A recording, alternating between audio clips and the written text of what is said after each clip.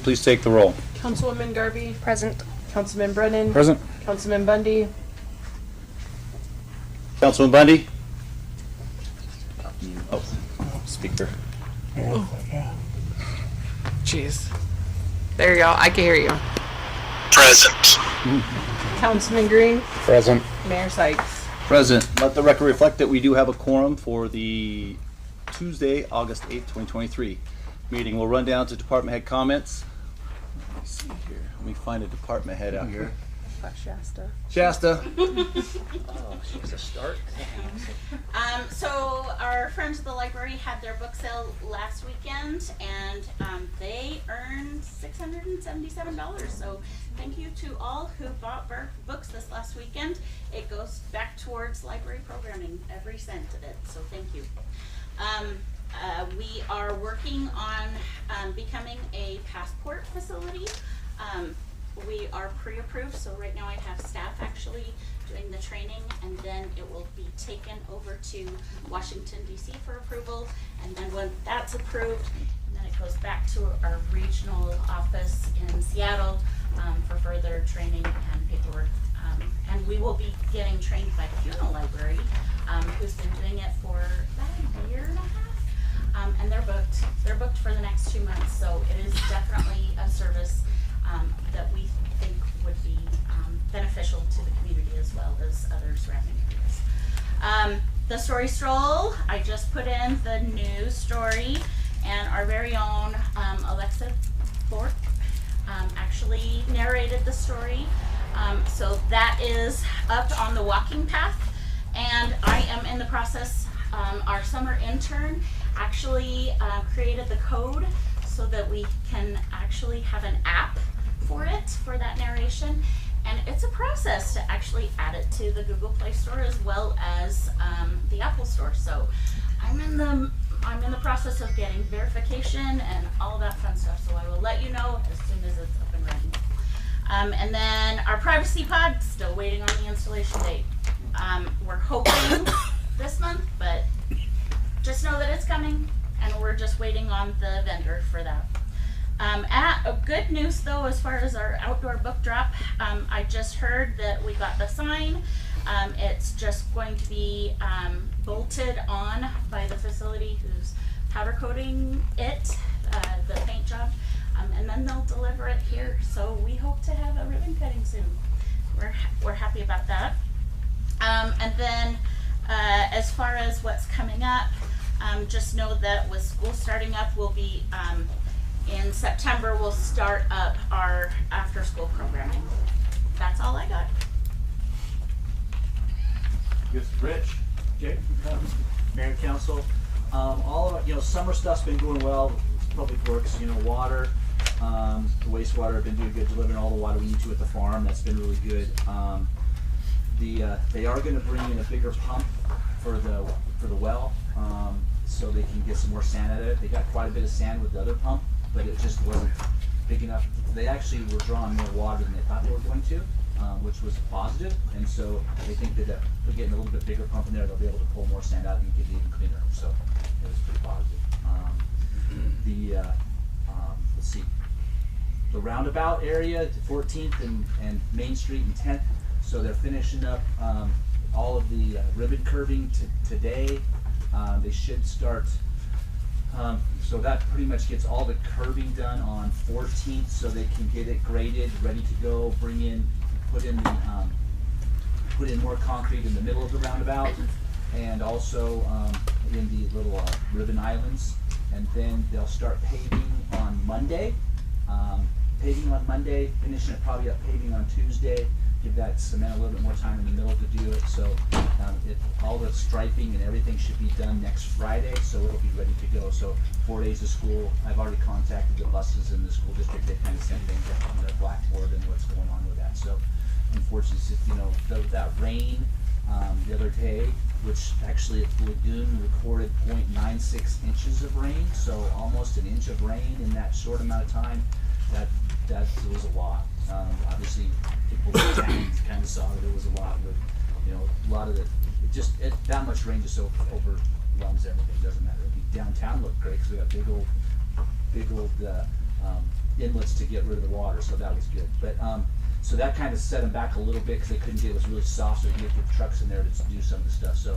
And then also when we tore out that, all of that sidewalk on 14th, it just kind of, because we wanted to have it done before school, that just really sets back the week and we're there. So they're working hard to get that done. And I think that, URA, this month, well, last meeting, URA approved to do some more sidewalks in their area, in downtown, and what their area is. So I gave them a list of 6 places to look at. So over $100,000. They're going to start that in October. Work on that. There'll be some winter work to do some sidewalks and get everything done. So they've been doing a great project, and that's actually more. They'll probably do some more after that also, just to finish up some of the different things that they have. So I think that's all I have. Besides the stuff I'll bring up in the West 5th? West 5th. We're trying to get. We're waiting to get. The topo's done on it, but we're trying to get some surveys so we get the water flowing the way it needs to. So I'm having a hard time with getting a surveyor to get that done. So on that, it will be done. It will be done in this budget cycle. I think I can have it. Yes. So I know I'm not. Yes, I'm not happy. Not happy with that. We're working on it. So then the water well, or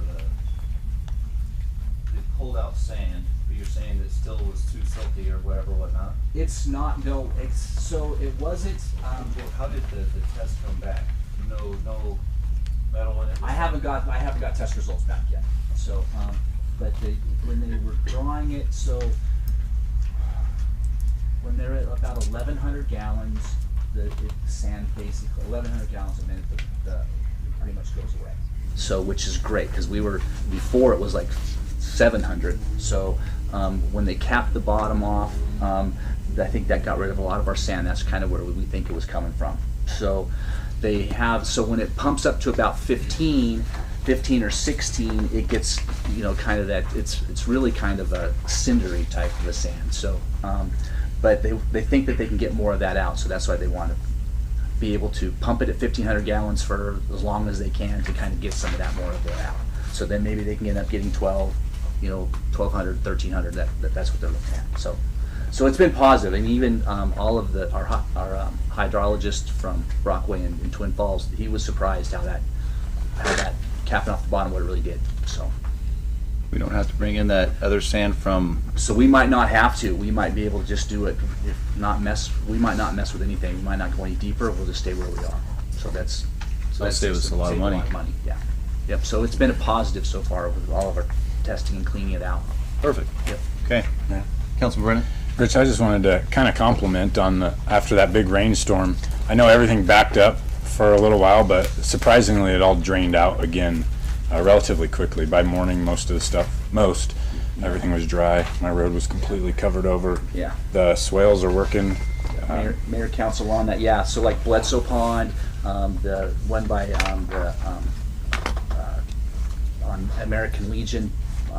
All of them were really full. I mean, I drove around. Well, we had crews out all during the storm, moving stuff around and closing some roads to get some water out of there. But when I drove around about 10 o'clock and all the ponds were full, but when I went to work at 7, they were about halfway down. So that was good. So yeah, you're exactly. It's doing what it needs to do.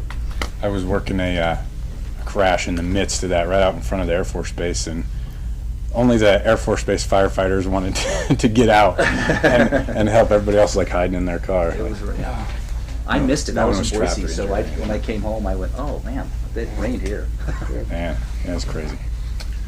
Paula? Nothing? Tiff? Nothing. Betsy? Nothing to report, Mayor. Okay. All right. Please, Chief's back there. Oh, there is the chief. I'm sorry. That's all right, sir. The only thing I have to report is National Night Out last week was a bigger success than I thought it would be. We didn't keep count as far as attendance, but there was a huge swell of folks right about 5:30, 6 o'clock. At one point, I was a little afraid we'd run out of food. We did cook 256 hot dogs that were provided to folks that did attend. Huge shout out to Fran's Bakery and Coca-Cola Distributors. They donated quite a bit of material that went into the event. beverages, the hot dog buns, and the other things.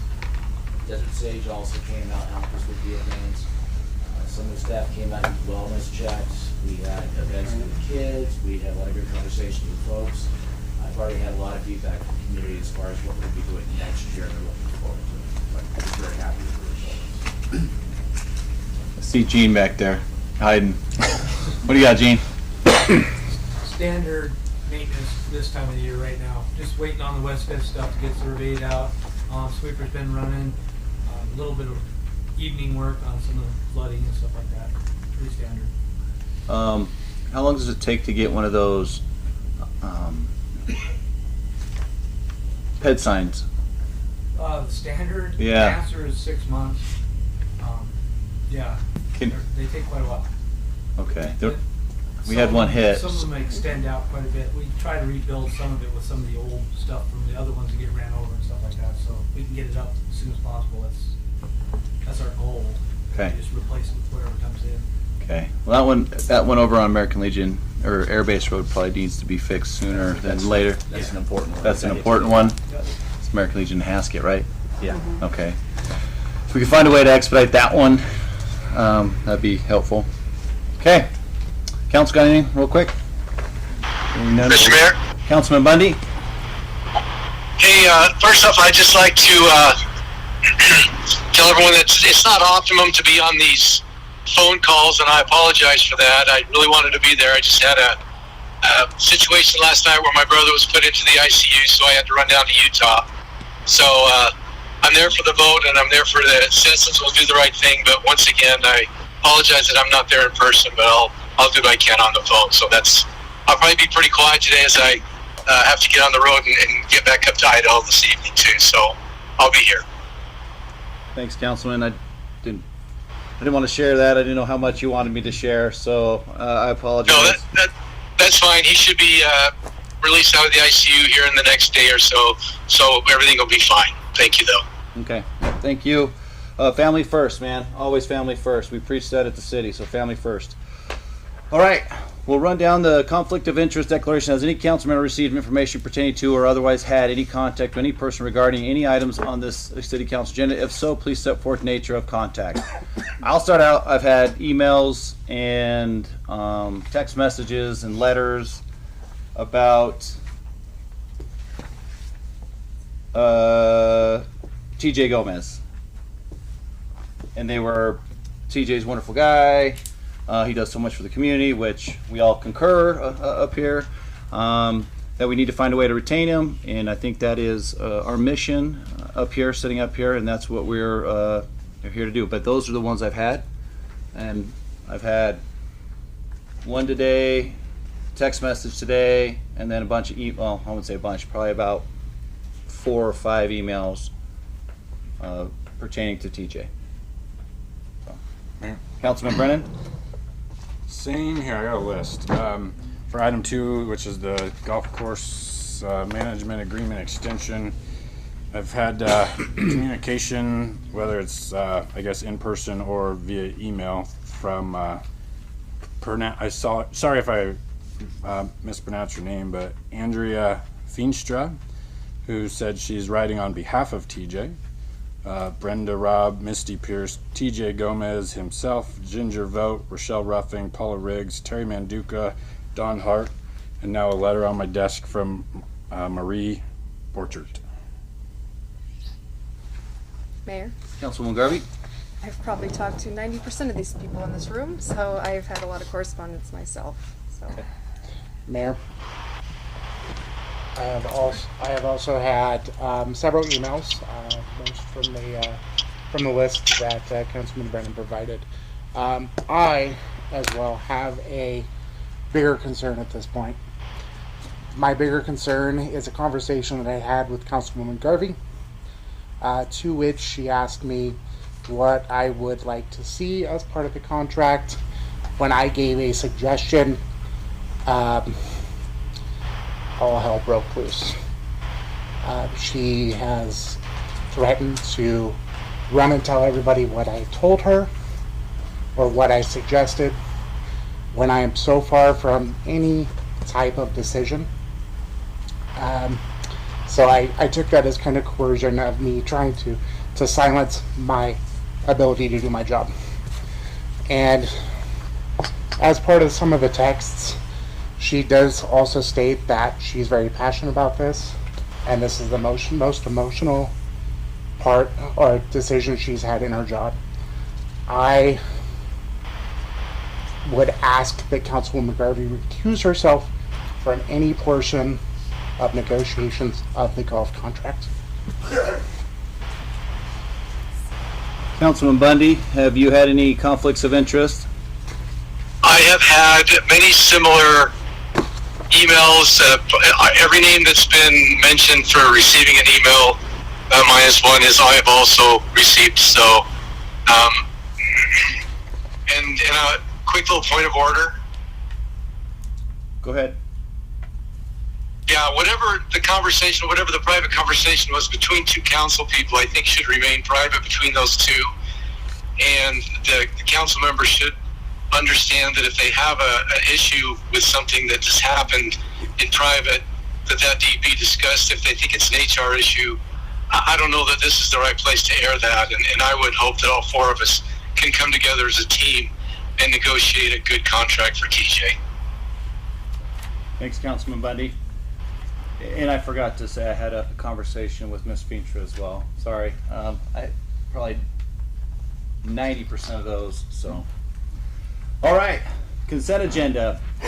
Council, we have actually a short consent agenda. Is there anything on there that you want to talk about, you want to discuss, pull?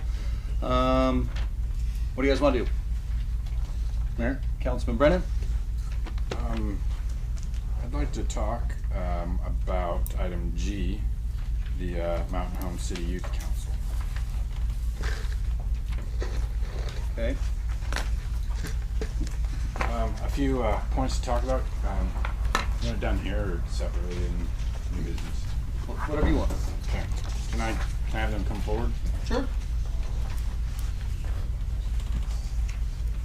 Gentlemen, how we doing? Hey, welcome to the team here. I'm gonna put you in the hot seat. Go ahead. Go ahead and sit down.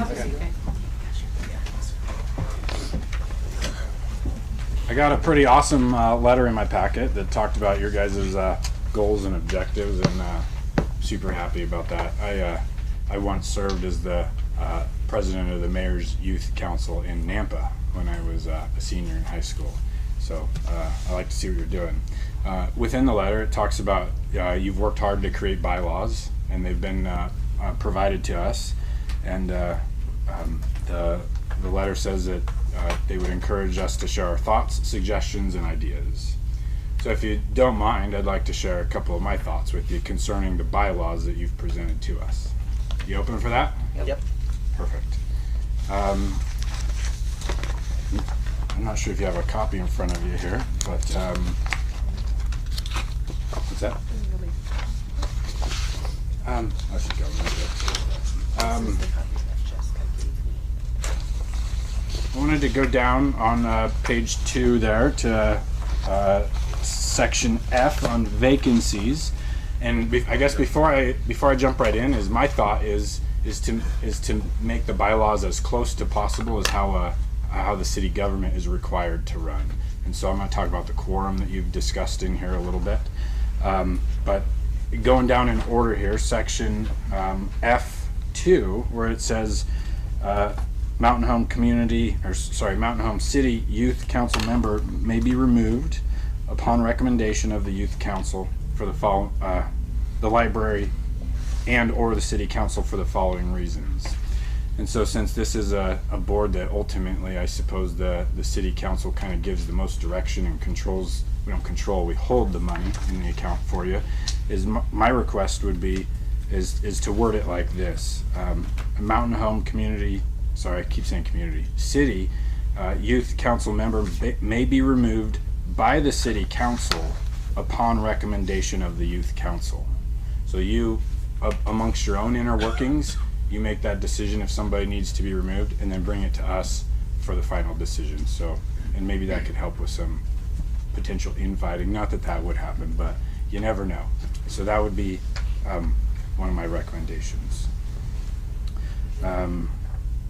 I referenced that to section D above it where it talks about the appointment. So essentially the vacancies would fall under the same operation of appointment into that position. In the beginning of your bylaws, it talks about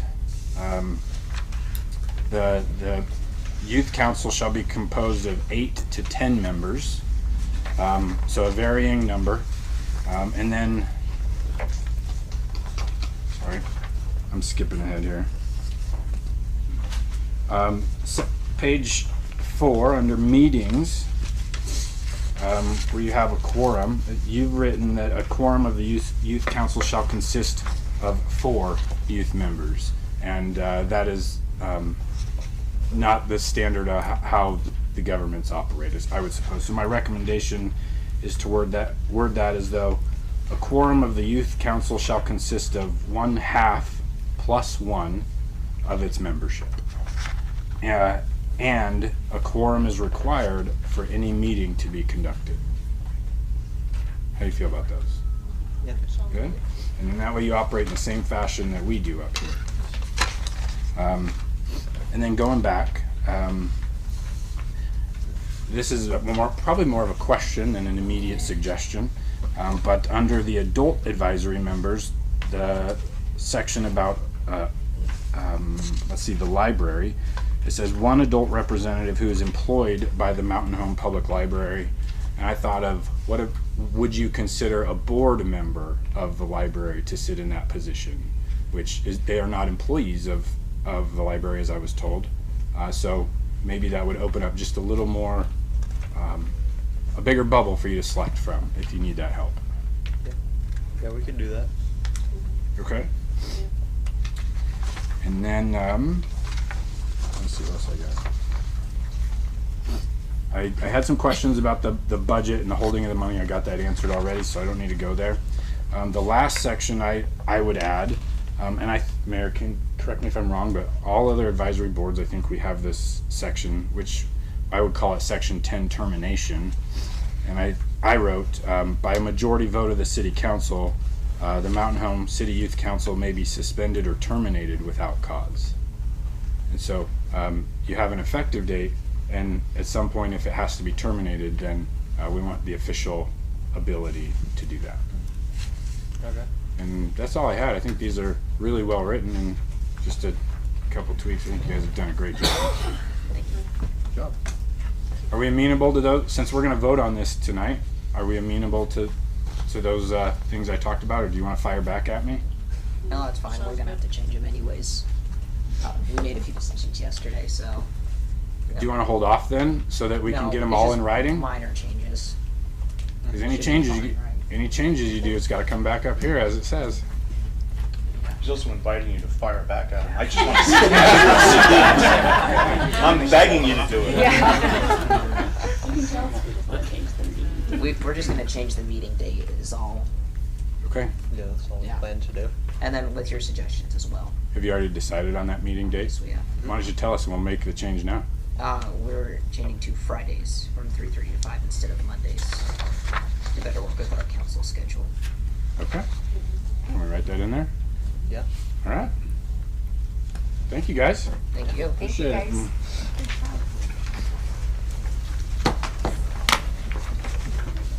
All right, council members.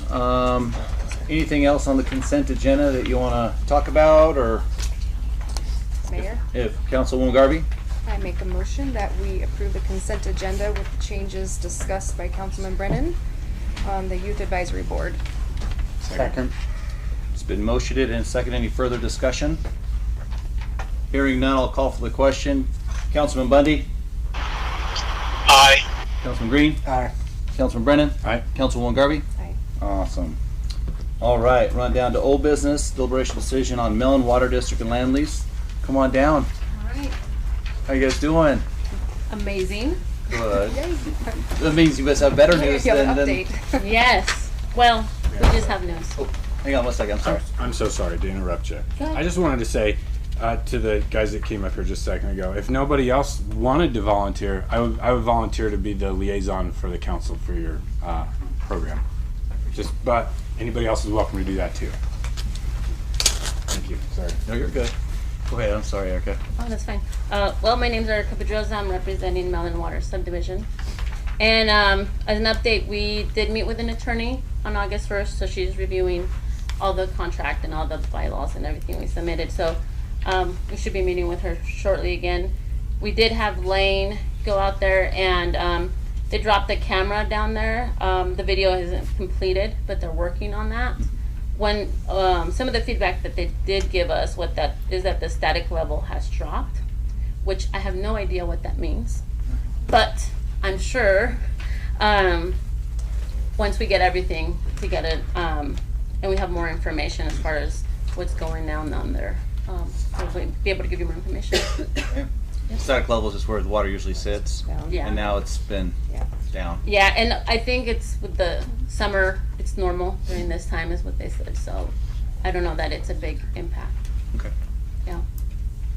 Council, you got anything for Erica? All right. I guess my question is after you meet with her, obviously it'll be about the next city council. So will Lanes have your camera stuff and all that by then? And Yeah, so what we need to do is once the video is complete, which we don't have a completed date, then it's going to be sent off for review to see what we got the root cause of what's going on, and then find out what we can do to fix the pump in the well. Okay. Yeah. Awesome. All right. Council, got anything for Erica? No. All right. Thank you. Thank you for the update. Appreciate you. All righty. Run down to new business. Items removed for the consent agenda. There were none removed, so we'll run down to action item number 2. Deliberation decision on 3-month golf course management agreement extension. Council? Mayor? Councilwoman Garvey? I will go ahead and just read some of my comments. Councilman, please bear with me here for a minute. This has been a very emotional time for me to go through all of this. I don't understand what's going on.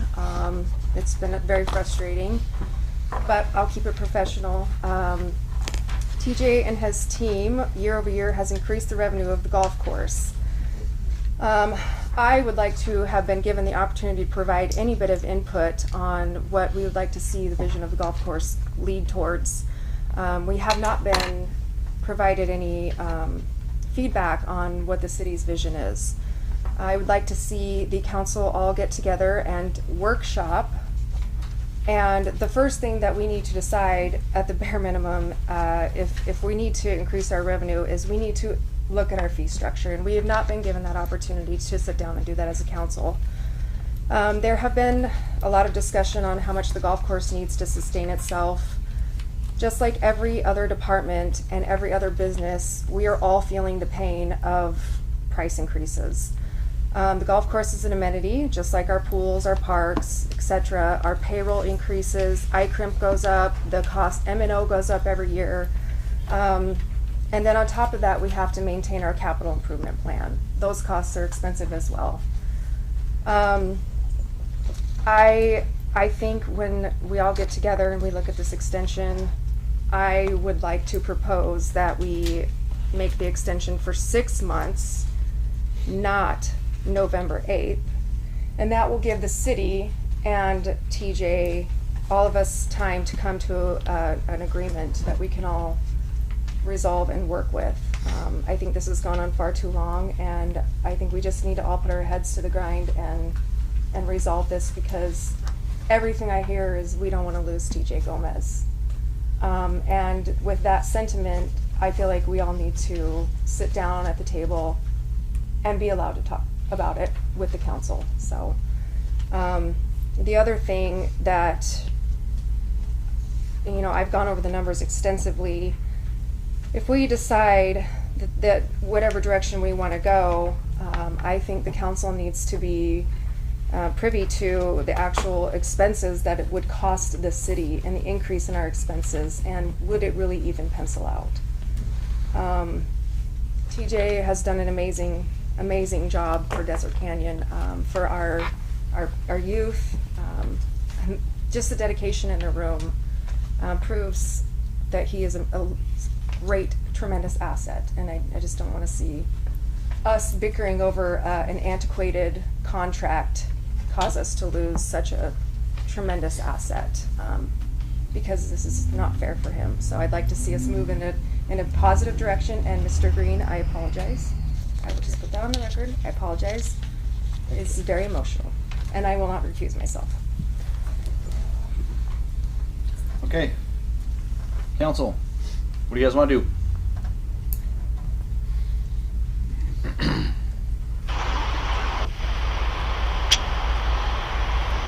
Mr. Mayor? Councilman Bundy? I think since we have a couple of things churning in this decision-making process, I would support Councilwoman Garvey's request to extend it to a 6-month window. That gives us ample time to meet as a group, to have some workshops, to get the community involved, which they are, which we appreciate. So I would also support a 6-month extension, and I would also support some work groups where we invite the public to come in and let us know, and as we get a better look at all of the numbers and all the things going on. So that's kind of my thoughts. Copy that. Mayor. Councilman Brennan? I would, I don't know if this is tongue in cheek or not, but TJ, I would apologize to you for how long this has taken. And it's I don't think it's any one of our faults up here, but it is our fault that it is taken so long. You've been asking for a long time, and I'm sorry it didn't get done sooner. The request here is for a 3 months, starting essentially today through November. And some of the words that are spoken is we don't want to keep pushing this down the road. I think a 6-month extension just kind of pushes it further down the road. When we get our results from True Golf, I think we are able to work out those details in a timely fashion to get those answers done. So I would support this council coming together for special meetings, whatever it takes to get it done within the 3-month window as printed here. I concur. I think he needs to know sooner rather than later. I think we need to get it done ASAP for you. Mayor, Councilman Green. I will make a motion to approve a 3-month golf course management agreement extension. Second. There's a motion and a second. Any further discussion? Hearing none, I'll call for the question. Councilman Green? Aye. Councilman Brennan? Aye. Councilwoman Garvey? Nay. Councilman Bundy?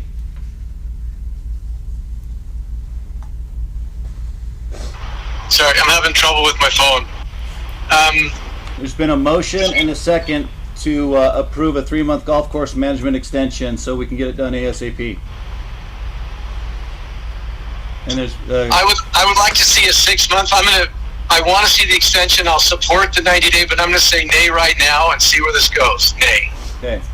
I move aye. Run down to action item number 3, deliberation. I can just comment on that. Yeah. Super quick. Like, it's okay. I did a 1-year extension from 2022 to 2023. So, I mean, so I called that the second amended addendum to I mean, it was this goofy thing that I kept carrying along for quite frankly years. And so if we do a 3-month and then we're not done yet, we can always just do another one and call it an addendum to it. Perfect. I'm the one who wrote the 3 months, and I did it for the same reason, just saying, if you're gonna have a workshop, like, have it.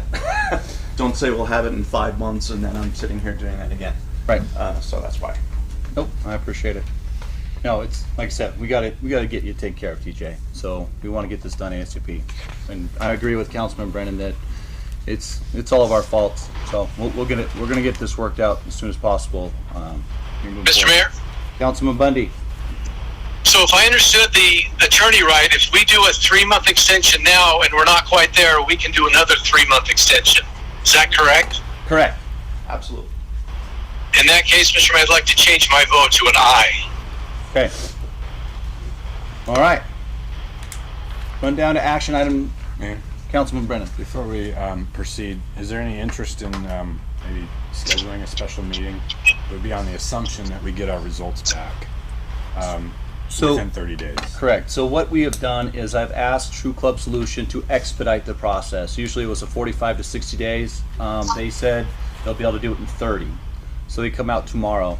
Just FYI, they're going to come out tomorrow, and they want to get us that report in less than 30 days. Well, 30 days. So after 30 days, Yeah. or when do we get it back? Schedule now or a short notice one, I guess. Schedule for 45 days from now, and Do you guys want to sit down and go over the old contracts? Yeah. Yes. Are you gonna involve us? Yes. Yeah. So, from your city attorneys, I'm the one who writes these things, and I don't know what to write. Right. So I need you guys in a workshop to sit around and around a round table or something and say, I like this idea, I don't like this idea. Just, I'll soak it all in, and I'll give, and then I could actually write something. Okay. So yes, everybody around the table where you guys can freely talk and get it out. Okay. I'd say somewhere around 15th. Like that's about 5 or 6 days after the 30-day deadline. Okay. Everyone amenable September? I don't know if I'm available or not, so I think sending an email after this meeting would be nice. Okay. Is that council meeting? We'll send an email. yes. Okay. Run down to action item number 3. Action 3. Deliberation decision on planning and zoning commission recommendation of findings of facts to amend the city of Mountain Home Street Department capital improvement plan. Staff reported a email to you guys on June 28, 2023. Council, what do you guys want to do? Councilman Brennan. A question for Rich. Yes. Honestly, I have no problem with this at all, with the exception of one question here, which could change my mind. But we've contracted out and began the process of a master transportation plan. Is there any chance that our decision would interfere with what they recommend, or the direction that master transportation plan pushes us in? No, we'll make it go in that direction. I mean, I think this is taking out what we did with the CIP here.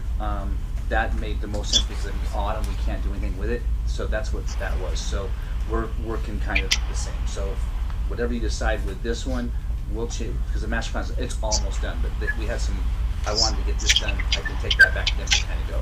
So I think we're good with what we're doing with this impact. Like, I'm kind of confused there. Are we wagging the dog on the master transportation plan and telling them what we want to see? No. I mean, with the impact pieces, I mean, so, yeah, their decision, because I just talked to them today. So, where, their CIP that they have actually been looking at is matching what we've been doing. And that's, they see those same things with where the signals need to go. So, it's matching up where it needs to be from their recommendation from what we're doing here.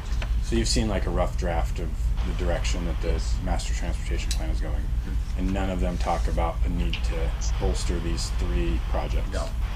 Okay. Thank you. All right, council members. Action item number 3. What do you guys want to do? Mayor, Councilman Green? I'll go ahead and make a motion to approve the Planning and Zoning Commission's recommendation and finding of facts to amend the City of Mountain Home Street Department Capital Improvement Plan. Second. It's been motioned and seconded. Any further discussion? Hearing none, I'll call for the question. Councilwoman Garvey? Aye. Councilman Brennan? Can I comment again really quick? I had a note and I looked right over it. Rich, can I draw your attention to page 2 of 12, paragraph 5? It says the commercial impact fee is currently $1.91 per square foot, decreasing by $2.50 to a new total of $1.39. And I only say that because all the other documents that like action item number 4 shows that we're going to approve a $2.50 per square foot commercial impact fee. So as you can see there, it's all. So I need clarification before I can vote on that one. Good catch. I need to see where. So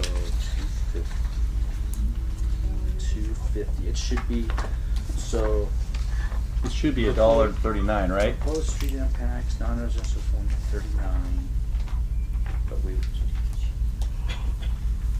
decreasing by. I see the 250 there. It was. Sorry. That's a good catch. I don't know.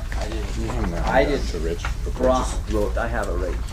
I have it right here. Okay, that's item number 4 that's coming up I next. see where it is. I'm just trying to see where our numbers are from some of our stuff we had from before. So the current impact fee for non-residential is $4.41 per square foot. And so that's down $1.91. So it's down $1.91 from the street impact piece. So it's that's what it's changing overall, but the street one, I'm trying to see, is 43% change. Again, I'm just trying to go through some of this, sorry, I missed, that was non-residential impact fees $1, it should be $1.39. So it's going down, the street one was $2.50, it's going down to $1.39, but it's overall with everything, it went down $1.91 because of the other impacts are still there. Does that make sense? Because you still have the fire and police, parks. They So don't, I the don't think 250 commercial has plus the parks. 191 equals the 4. So the street impact fee is changing to $2.50. No, yes. No, The non-residential's changing to 250. to 250. The non-residential changed to 250, but the street piece only went down the $1.39. yes, $1.39. So therefore it brings The street was 250. It's going down to 139, but it's decreasing the whole budget by the 191.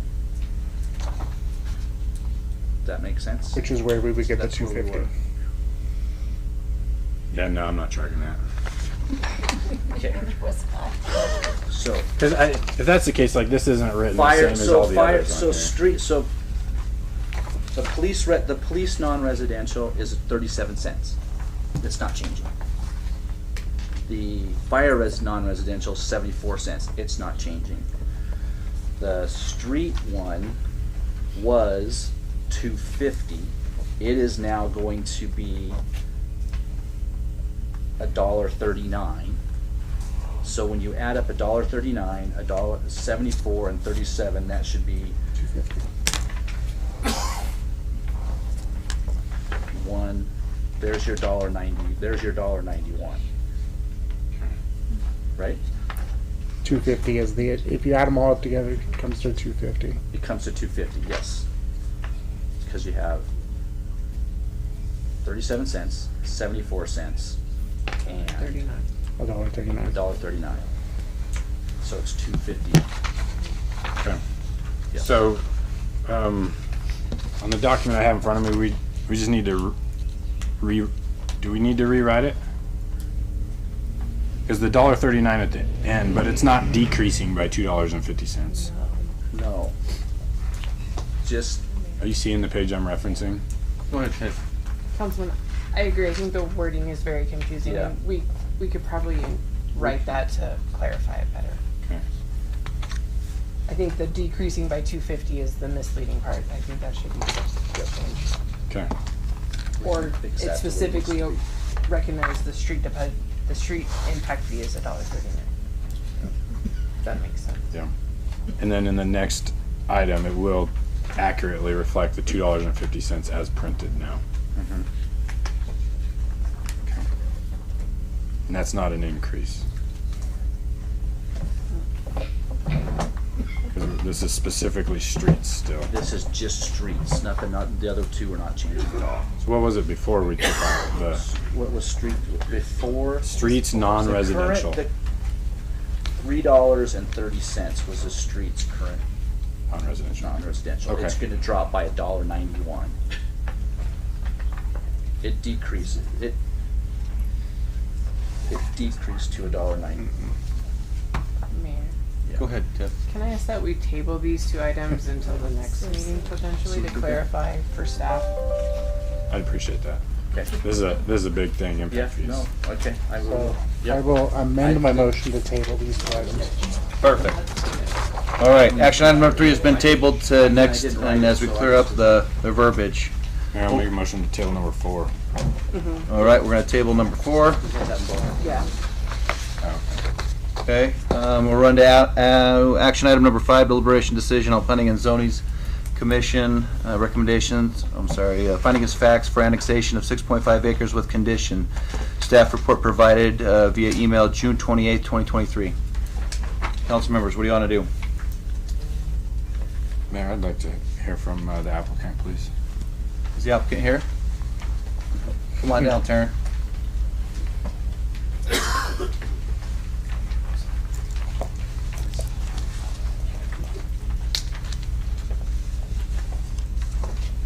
How are we doing? Good. How are you? Fabulous. Yeah, you request a few minutes to set up a computer. Yeah? Do you wanna put it to big TV or you're good? Or you don't need it? Big TV if Yeah. y'all want it.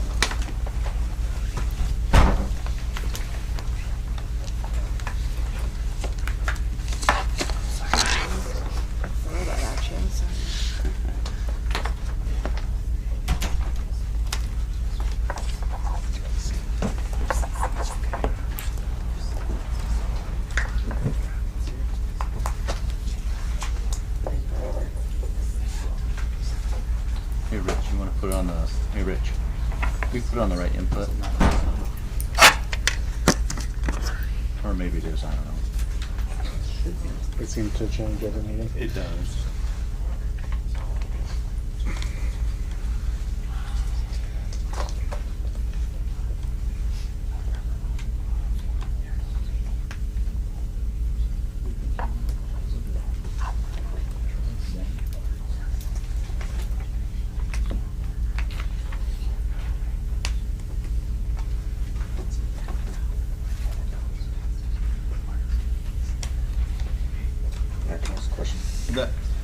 Taryn, while you're setting this up, is this a project that's intended to be kept all in one piece by the owner or to be sold off in parcels? Great question. It could be sold off to individuals. There'll be individual town-owned lots. Okay. Sorry, the fourplex as one sale or each of the 4? Each of the 4. Okay.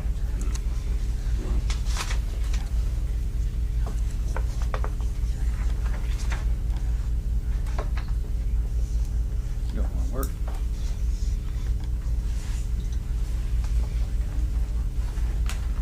Did that budget thing. Oh my goodness, perhaps you should offer an interpretive dance. I don't think that's gonna help. We'll get denied for sure.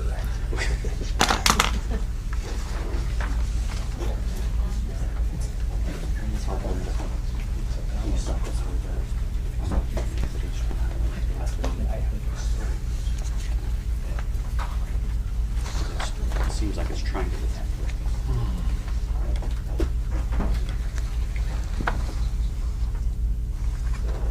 Extending.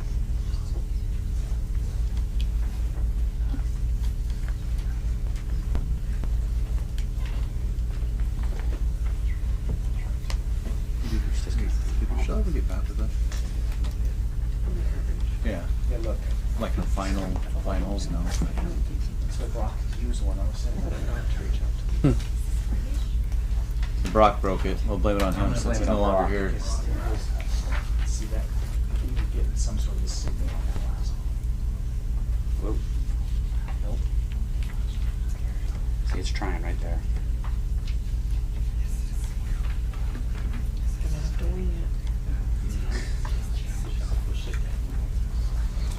It's trying to put the speakers on the TV too.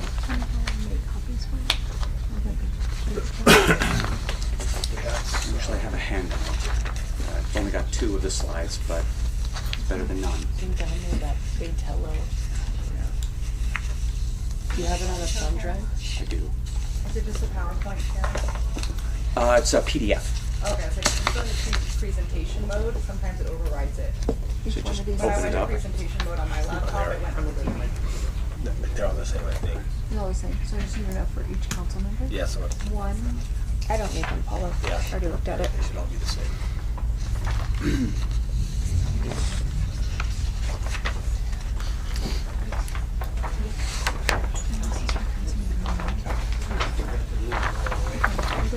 We're good with that. Okay. Okay. I guess Matt doesn't need one, does he? I know. That's what you wanted. Let's see if you can get it. Because you could plug it into. It's run through there. It's running all of it. That's good thinking, Rob. I'm gonna count on you for now. So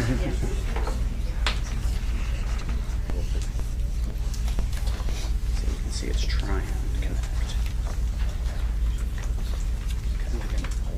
I'm gonna just do the screen share. And then if I can grab it.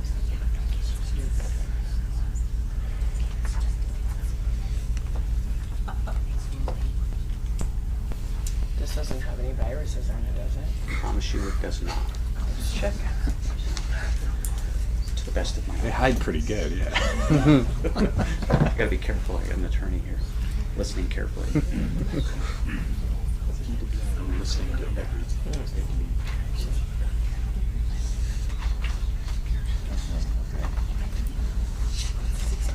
So that's today's date in a folder, and then there's only one file.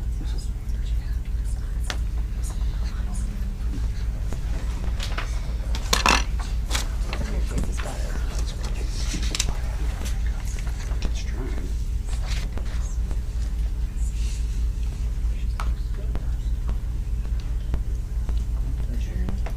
Here we go. If you're with it. These two micro don't work.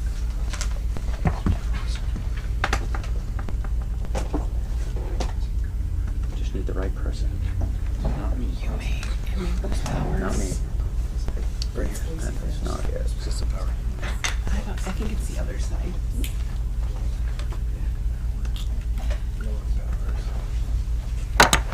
Just in case. This barrel right here.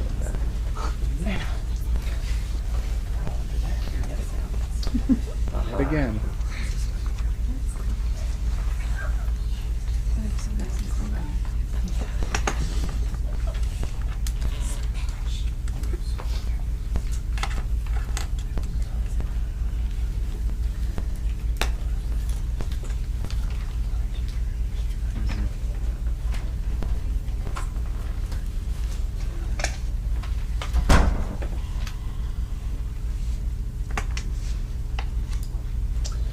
Okay. Yeah, I'll just turn this portion off.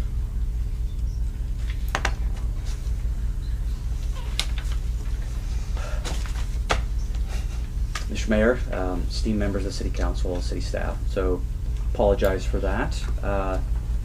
Little hiccup in the presentation. So we would like to thank you for allowing us to present what we believe is an excellent proposed addition to our community here in Mountain Home. And so, as you know, I do like to introduce the real star, which of course is the owner, and have him introduce himself and state his objectives and goals for the project and why we're here.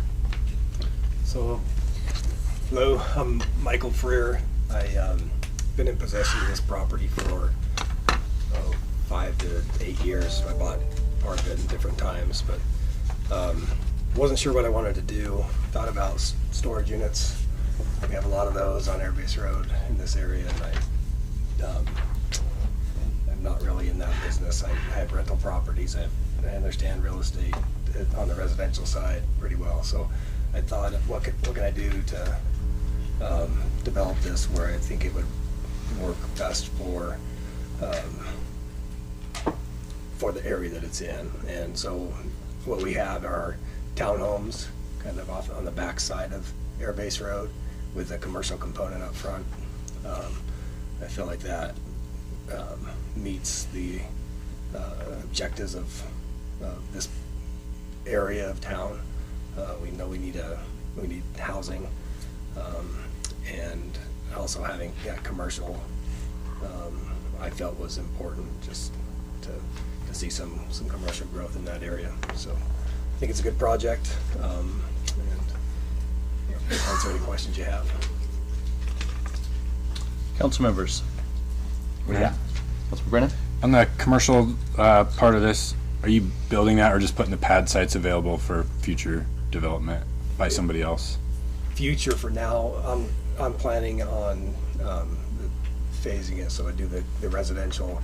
I feel like adding the residential is kind of key to the commercial component. So the residential would go in first and then commercial after that. Okay. Taryn, would you cover the portion of where you're asking for deviation from city code? Absolutely. If I may, before I answer that, I'll run through a little bit more of the background of the project. So, go back to here to the beginning. So the site where it's located here in Mountain Home, it's off of Highway 51 as it transitions into Highway 67. So we abut two state highways. It encircles the Chevron station. And based on where this shows the existing conditions of the site as you would find it today in the Chevron. So this is along Highway 51, again Highway 51, and then along Highway 67, very close to Bowman's is where this picture is taken from. And again, I just turned around and took a picture. Okay, so in order to summarize, I would say a little more clearly, the projects include these snapshots of what we're proposing. So we are requesting an annexation, a vacation of existing parcels. Portions of it, the northern parcels, are part of the Falcon Crest subdivision, and so we're requesting, in order to be a part of a PUD subdivision, we have to vacate that. And so as part of this presentation, we're asking the council for that approval as well. And I'll quickly address that we believe, as Mike mentioned, we're meeting the comprehensive plan, the future land use map for the city of Mountain Home, and where councils, both current, I believe, and previous, believe that growth will occur, and then what kind of zoning we will have for portions of Mountain Home. So where we're at is somewhat of a transition zone, not just because it's on the edge of the current city of Mountain Home boundaries, but also we have a commercial corridor as it interacts or intersects with a residential and county residential. So we're going to be meeting the parking requirement. We'll actually be a little bit overparked. So rather than a 2-to-1, we're a 2.1 or a 2.2 to 1, and that is excluding the commercial component, which you'll see here shortly. And well, we've been over the open space requirements and landscaping, and you know very well where I stand. I'm not going to say we have too much grass, but we live in the desert, and we need to conserve the water we have. And I don't know how many meetings we've had where we've talked about wells, capacities, and things of that nature. And we want to respond to that, to let you know that growth not only needs to be energy and water conserving, but they need to respond to our local environment. Meaning we live in Idaho, southwest Idaho, and so the plantings and landscaping should be complementary to that.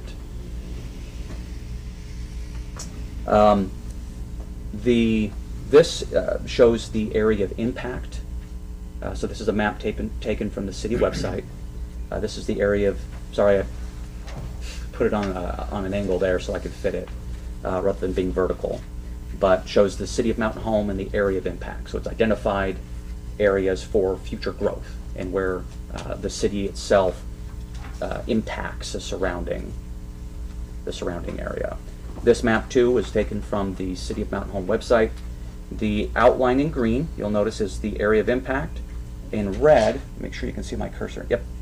In red, that is I don't believe it's current, it's relatively current boundary for the City of Mountain Home. And as soon as there's a new one provided, we'll go ahead and include that in the slides. Karen, can I stop you there real quick? Please. Do you mind? Go ahead, Councilman. Obviously I'm kind of turning my head to look at this here, but the orange there, the area of impact for the city on this development specifically, does it fall entirely within the area of impact, or is it outside of that? It is. Just the scale is kind of hard to. Yeah, it is. Let me. So here's the Bruno Highway, or Highway 51, Yep. Air Base. This is our site. That's the little chevron. Okay. Yeah. And so it falls entirely within the area of impact, and the chevron itself is currently within the city limits. Right. And we've already annexed the other property out there, right? So it's just not up to you. It's just not updated, correct. Okay. So I went over open space parking. Density, we're well below what is allotted, so I did split it up commercial from the rest of it, so we can analyze the commercial component separate from the residential component. And so with the residential component, it's approximately 3.5 acres, and so we're allowed 20 units per acre for a total of 70 units that we could theoretically put in if approved. We are proposing 44 units that are 3-bedroom, 2.5 bath. And that is with a garage and driveways to allow for our two parking stall requirements. Okay, so this shows, very quickly, this shows the parcels as they currently are, this northern portion, and then here abutting Highway 51 are currently within the Falcon Crest subdivision. These back parcels are not, and so we're requesting vacation for those. This shows the general layout without any color on it, and general layout, and to show that we're addressing civil stormwater concerns, and the site is large enough and the density is low enough that we don't have any stormwater detention.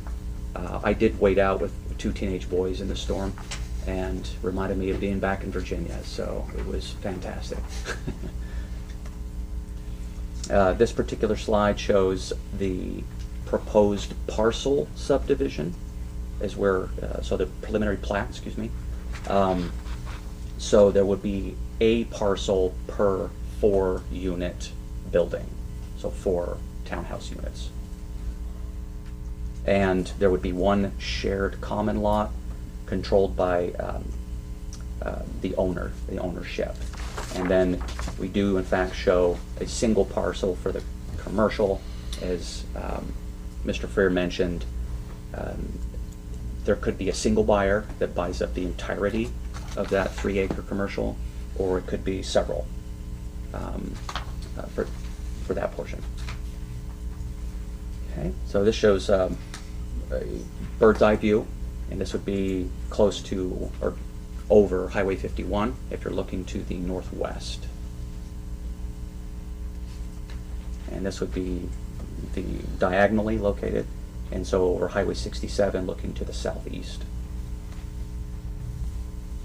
Okay, and this would be the view.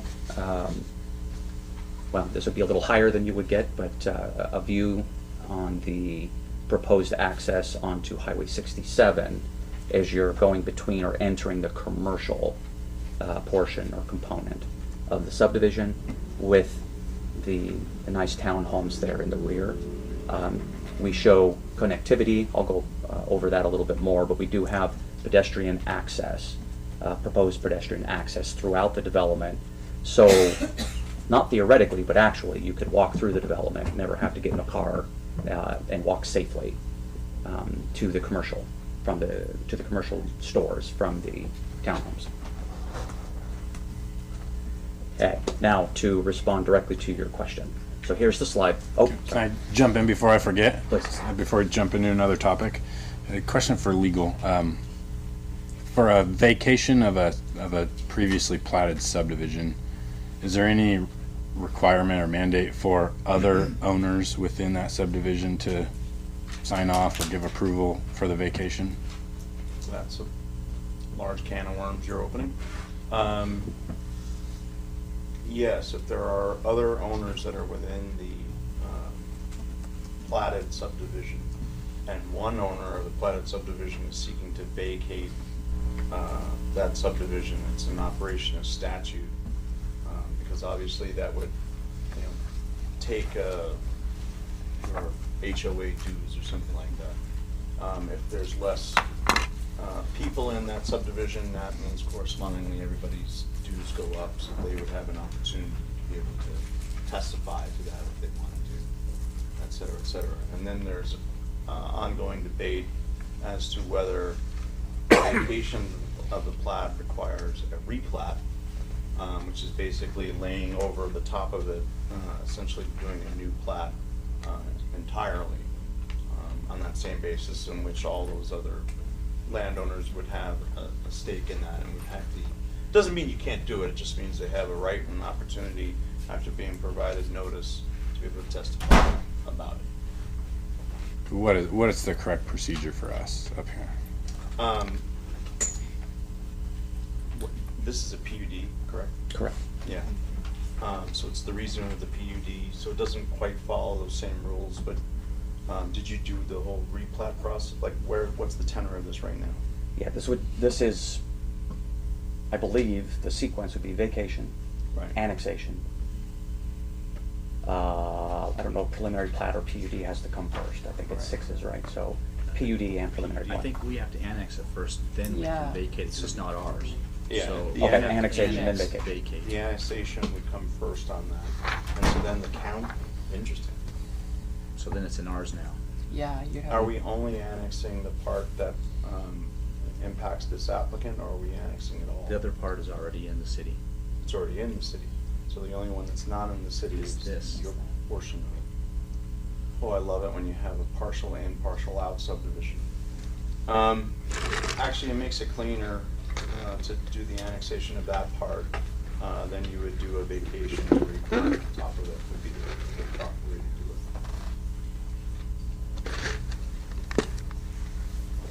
it. Well, you just threw out a big softball, didn't you? Mayor. Proceed as normal, or yeah. do we need anything from the other Falcon Crest? They had, Mayor Council, so there was no, so looking at the decision, everything was mailed out to them. There was no support, well, their support, but nobody was there to oppose any of it at the planning and zoning for the vacation at all. So all of those people had been And what was it posted as? Was it all three of those things? Vacation? Yes. Zoning? Yes. PUD? All of it? Okay. Correct. Okay. Guess I'm So, Matt. Looks like they're jumping through all the proper hoops. Okay. I certainly hope so. Okay, so, sorry, there's arguments that it could be done different ways, but let's just move along today. Okay. And then is there a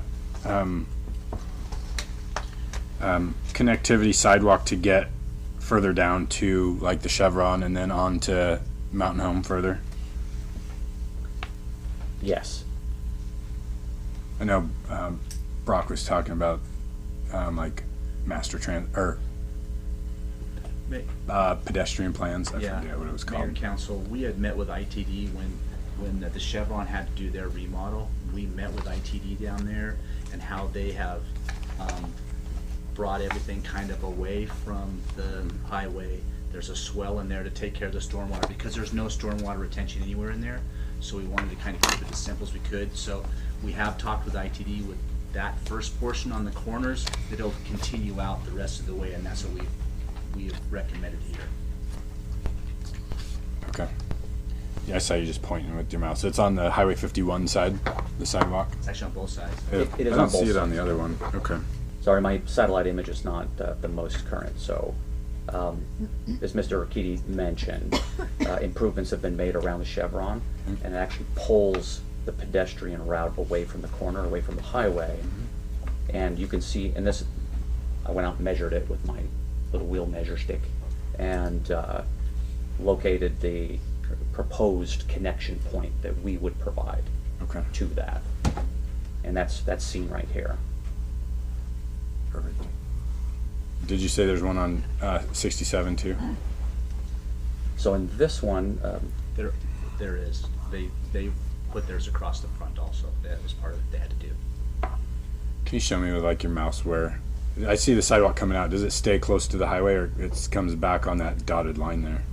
so we're currently communicating with ITD regarding the traffic impact study and then what they're going to require, which is why you don't see this. So the traffic impact study, I believe it's page 1 through 4, that is uploaded. I did bring a copy in case you wanted it. That provides information about the nature of this particular access, and then what ITD, or what the traffic impact study is suggesting is required to get permission from ITD. So with that, it's likely that they're going to require for full access here, which means right in, right out, and left out. That they're going to require reworking of this. Of the sidewalk. Correct. Okay. But that is, we believe, is only going to be required once all of the residential is in and they start developing commercial property. At the front. Okay. But what is development considered for that? For that statement you just made, like a building going up Yes. for commercial, not just a pad site for it. No, a building going up. Okay. With parking, so in essence, they need traffic volume or traffic count, so they need use. So a building that's occupiable that would generate traffic. And the city, on our ordinance, would mandate connectivity there on sidewalk. Because it's already on the corner, it has to continue out now, yes. Okay. Thank you. So that would be something that we would provide. Okay. So, and here I just show the connections because I'm not quite sure where they're going to be or what it's going to look like. That'll be based on ITD. Okay. So we'll take the long way around to answer your question, your first question. So as part of this PUD, we have what I believe to be our 2 small asks. So, and I like to show green where we're providing outright city compliance. Red will show where we're asking something. So we provide, as part of R4 requirements for interior parcel setbacks, there's a 5-foot and a 12-foot required setback for R4 residential. We provide 5 feet and or 7.5 feet or 10 feet, but not the 12 feet. So we, for some of the parcels, there are only a few of them where we don't provide a 5 and a 10. So, but we want to make sure that you are comfortable with a 5 and a 7.5 and a 5 and a 10. Some places we do have 5 and 15 on the parcels that are located more towards the periphery or the outside. Karen, on that one, what I caught in the legal term here, the PUD, is the side setback words are a little different on here. Up here, it's required 5-foot setback. That's from the property line, right? And then, sorry. Correct. Property line or the parcel, which would be the property line. Okay. And so it shows the 5-foot minimum, and then it shows you're saying 7.5 feet between buildings. So I'm assuming there's a property line between the buildings. Is that a safe assumption? Correct. Okay. And so if it were to be green on there, or per city ordinance, it would have to be 10 feet between buildings because the property line's in the middle. Or more. Or more. So the, Mr. Mayor, I don't know if you had. Oh, go ahead. So it would be 5 feet on one side and 12 feet, not necessarily between buildings, but from the building to the property line.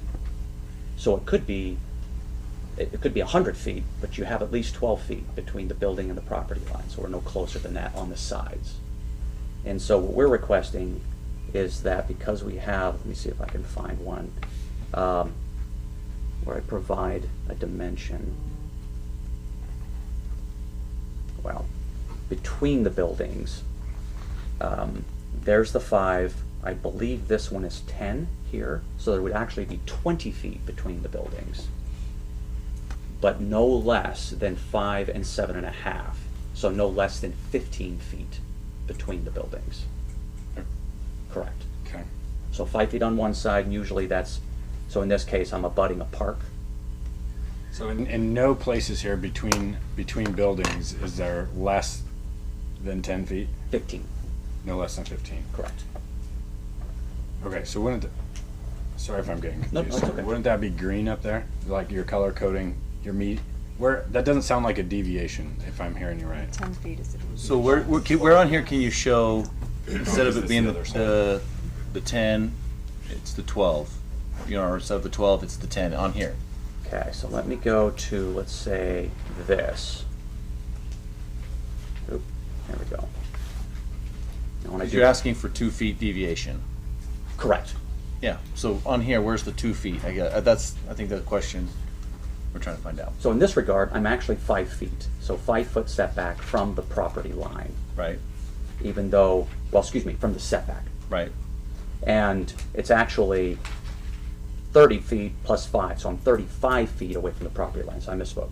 35 feet away from the property line, but I pushed it back a little bit further because we have a sewer line that was in there. We weren't quite sure where it was going to go. In this location, we have 20 feet. So here's the parcel or the property line for this building and then for this building. So I have 10 and then 10. So you're right here is supposed to be 24 feet, is what you're saying. Correct. That's exactly So that's right here is where you're asking for the 4 feet. You're exactly right. Okay. Correct. That's correct. Mayor. Councilman Brennan. I kind of going back to the last one we did. Yep. Is there any obstructions like a fence that would prevent?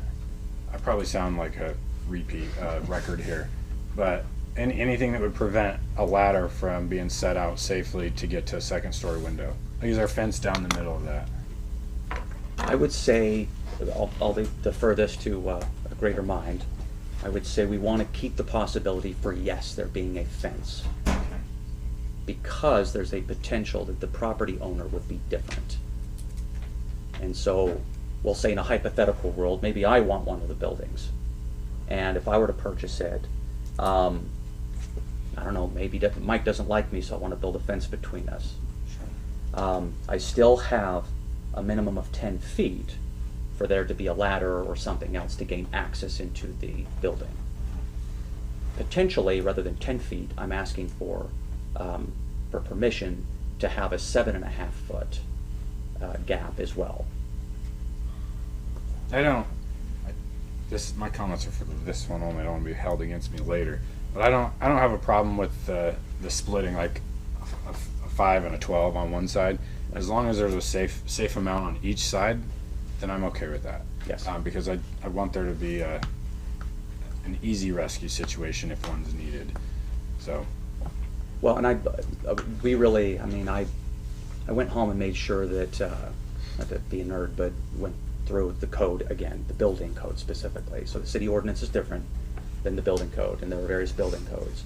The building code allows me to be within 3 feet, actually, of another building when built for a townhouse. If it were an apartment, I could be up to 5 feet, or excuse me, within 5 feet of another building. So they can build really closely together. But then what would happen is that those walls that are close to each other would have to have additional fire protection, including, and mostly it's the windows. Sure. So, and so we want to make sure, I certainly want to make sure that the buildings are safe, because my liability doesn't go away. And if something happens, and I would feel horrible anyway if something happened. So I do trust in the building code. It's been vetted for over 100 years. And in cities that build right next to each other all the time, New York, Chicago, Baltimore, and that trickles down to us as well, the safety precautions. So Well, the one thing you can hold me to forever is I'm not gonna support a 3-foot setback. Right. I won't. And that's between, from the property line to the Building. house, right? I don't feel like it's safe. I don't, in this argument, I don't care what the building code says, I don't like 3 feet. And I never will, but this is not that. Right. So. And that's fair. That's actually good to know, so I will never design a building that's within 3 feet of the property line. I won't be here forever, so that's okay. Okay. Thank you. Yep, you bet. I'll quickly cycle through the rest. So, as Mr. Freer has mentioned, the top portion, we'll call it, is abutting Highway 67. We actually don't know what will go there. It could be one user, where we have lots of green space and some parking, or it might be something like this. So what you see is actually the, I'll call it the most intensive possibility. I fit as much commercial square footage while still providing the city required parking. So it's one stall for every 300 square feet. In contrast, I don't like to compare us to other places, but most other places, it's usually one stall for every 500 to 1,000 square feet of building space. So we have 1 to 300. So we have lots of parking, ample parking for commercial usage. And that is what we used with our traffic impact study. That is what they used to generate our traffic volumes, potential traffic volumes. And that's how we derived this particular layout. I'll go ahead and offer a compliment to our fire marshal. Mr. Reed is very quick in responding. He's very responsive. If he sees anything that he doesn't like, he'll let me know and says, I think maybe you ought to rethink this, or maybe add a little bit of width, or whatever it may be. And so as part of the package, I include his response, the communication that I have him prior to submitting the application. And I don't know if he's ever told me he really likes the layouts, but he says, I take no exception, and I'll take that. So we do provide the 2 points of access and pretty ample circulation throughout. This would be potentially what you would see in the morning as you're entering the residential, so the backside of the development, and off of Highway 51. And this would be a view from the interior. I've named it, Mike wasn't going to do this, but I named it Freer Lane. I think history is a good thing to have. And so we have our community park here, a community amenity. And again, just another bird's eye view. Landscaping, you've seen this many times. So native plantings. I won't go through this either, but we're consistent with the comprehensive plan. This is probably half of the bullet points that I can pull out, demonstrating that we're really doing the best we can to respond to the comprehensive plan. Give you an idea of what the units would look like. And floor plans, I would love to talk about these if you're ever interested. And again, view from the interior up above. So we have bullet points on the rezoning, the annexation and the rezone as part of the PUD. We do not believe that we are changing the goals of the comprehensive plan or what's been stated with City Council. And thank you for bearing with me. All right, council members, you've heard Terrence speak. Any other questions for him? Hearing none, what do you guys want to do? Mayor, go ahead. Councilman Brennan? I'll make a motion to approve Planning and Zoning Commission's recommendation for annexation of 6.5 acres. I'll second. So it's been motioned and seconded. Any further discussion? Hearing none, I'll call for the question. Councilman Bundy? Aye. Councilman Green? Aye. Councilman Garvey? Aye. Councilman Brennan? Aye. All right. Going down to action item decision number 6, deliberation decision on Planning and Zoning Commission recommendation and findings of facts to vacate a portion of Falcons Crest subdivision number 1 with conditions. Staff's report provided via email on June 28, 2023. Council members, what do you want to do? Mayor, Councilmember Green? I'll go ahead and make a motion to approve the Planning and Zoning Commission's recommendation and finding of facts to vacate a portion of Falcon Crest subdivision number 1 with conditions. Do I hear a second?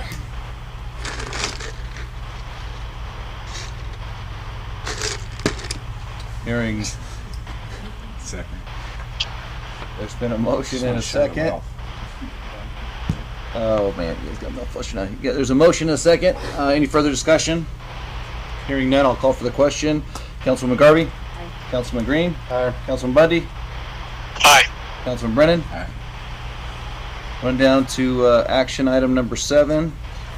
Deliberation decision on Planning and Zoning Commission recommendation and findings of facts of C4 PUD Air-Based Commons mixed use with conditions. Staff reported a report provided via email June 28, 2023. Council members, what do you want to do? Mayor, Councilman Green. go ahead and make a motion to approve the Planning and Zoning Commission's recommendation and finding of facts to zone C4 PUD Air-Based Commons mixed use with conditions. It's been motioned and seconded. I'll call for the, any further discussion?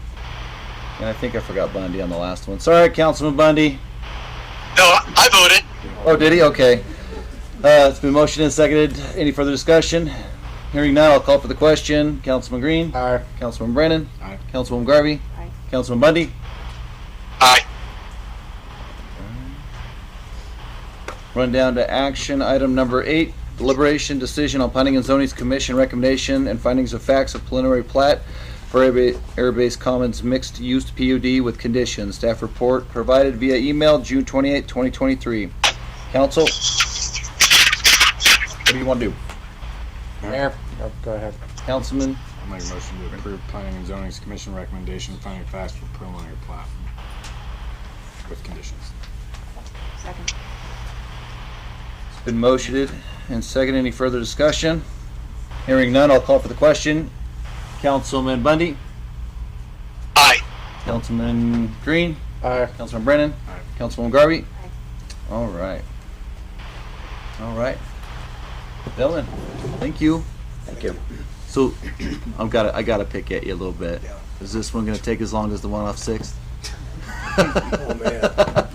No. I love you. I gotta give you a hard time. Once we started, no, it'll be like that. I know. I'm just giving you a hard time, Mike. Once we start, that's the key word he used, right there. Gotta start. Yeah, that was my spruce goose. Gotta give you a hard time. Looks good though. Looks really good. Just gotta get some landscaping on it. All right. Let's run down to ordinances. Go to ordinance number, action item number 1, ordinance. Mr. Mayor. Yes, Mr. Yarkiti?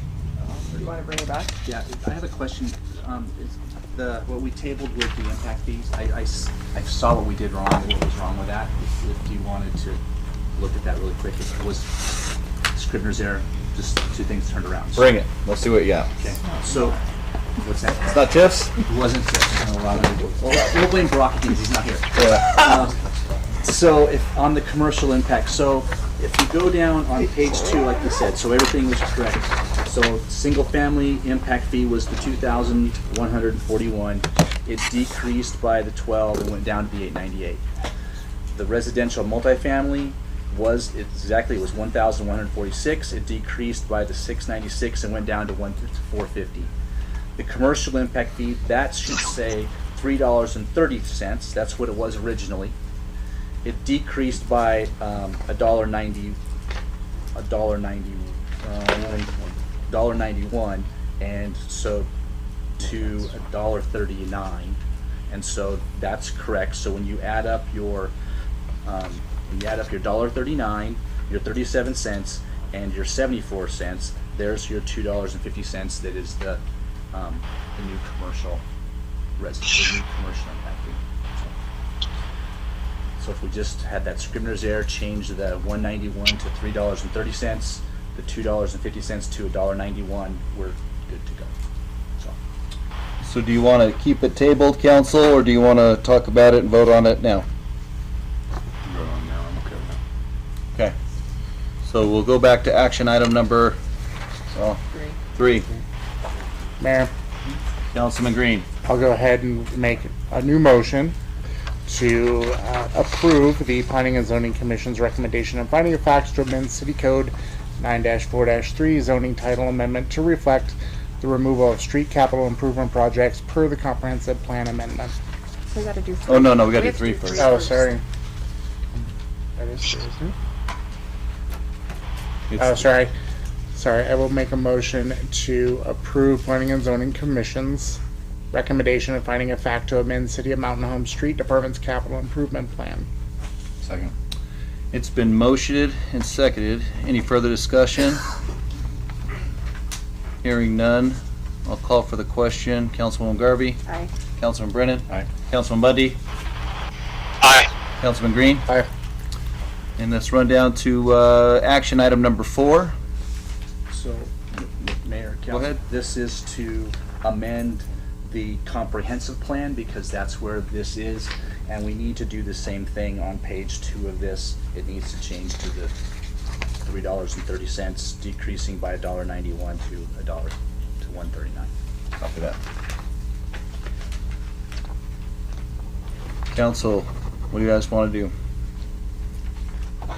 Councilman Green?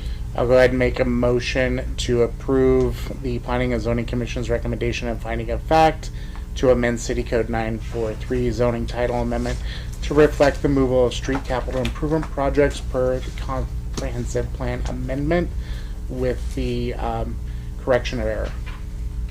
Second. It's been motioned and seconded. Any further discussion?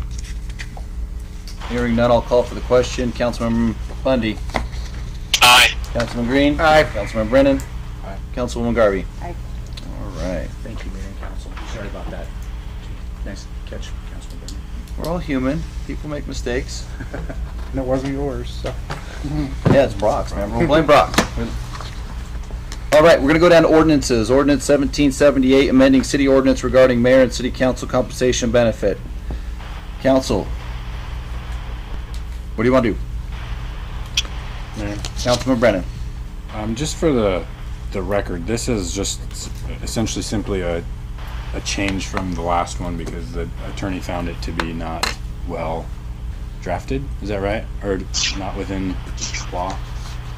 I don't remember now. No, it increased. The automatic, what's The COLA, cost of living, things of that Oh, nature, that. yeah. Yeah, I did have, that was probably a year ago.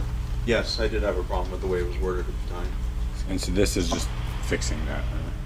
Mayor, Council, you can only modify this during an election cycle and by state statutes mandated, so you have now to do it. We do have some language in it that needs cleaned up.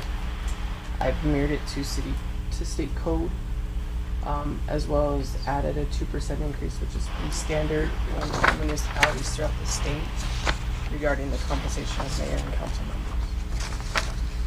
What was the overall percentage that all other city staff got this year, if our budget gets approved, that we talked about? We're projecting a 5% increase of cost of living and market to city staff. 5%, and this is 2%. Correct. Okay. Mayor, Councilman Green. I will make a motion that we suspend the 3 reading rule and read this ordinance by title only for its first and only reading tonight. Second. It's been motioned and seconded. Any further discussion? Hearing none. I do. Councilman Brennan. Come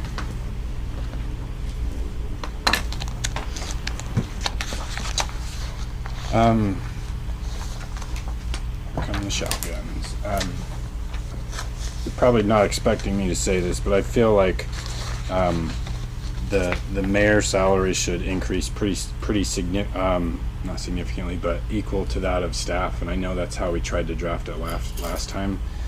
I don't. disagree with how the one for the council is written, but I would support like a 5% increase for the mayor one to go a little higher. Looking at the salary that I'm gonna say, not that we pay you, but that we pay the mayor, I think it's a little on the low side for where most communities are at, and for that to be a livable, not livable, I'm sorry, to be probably a more fair salary compared to the other department heads within the city.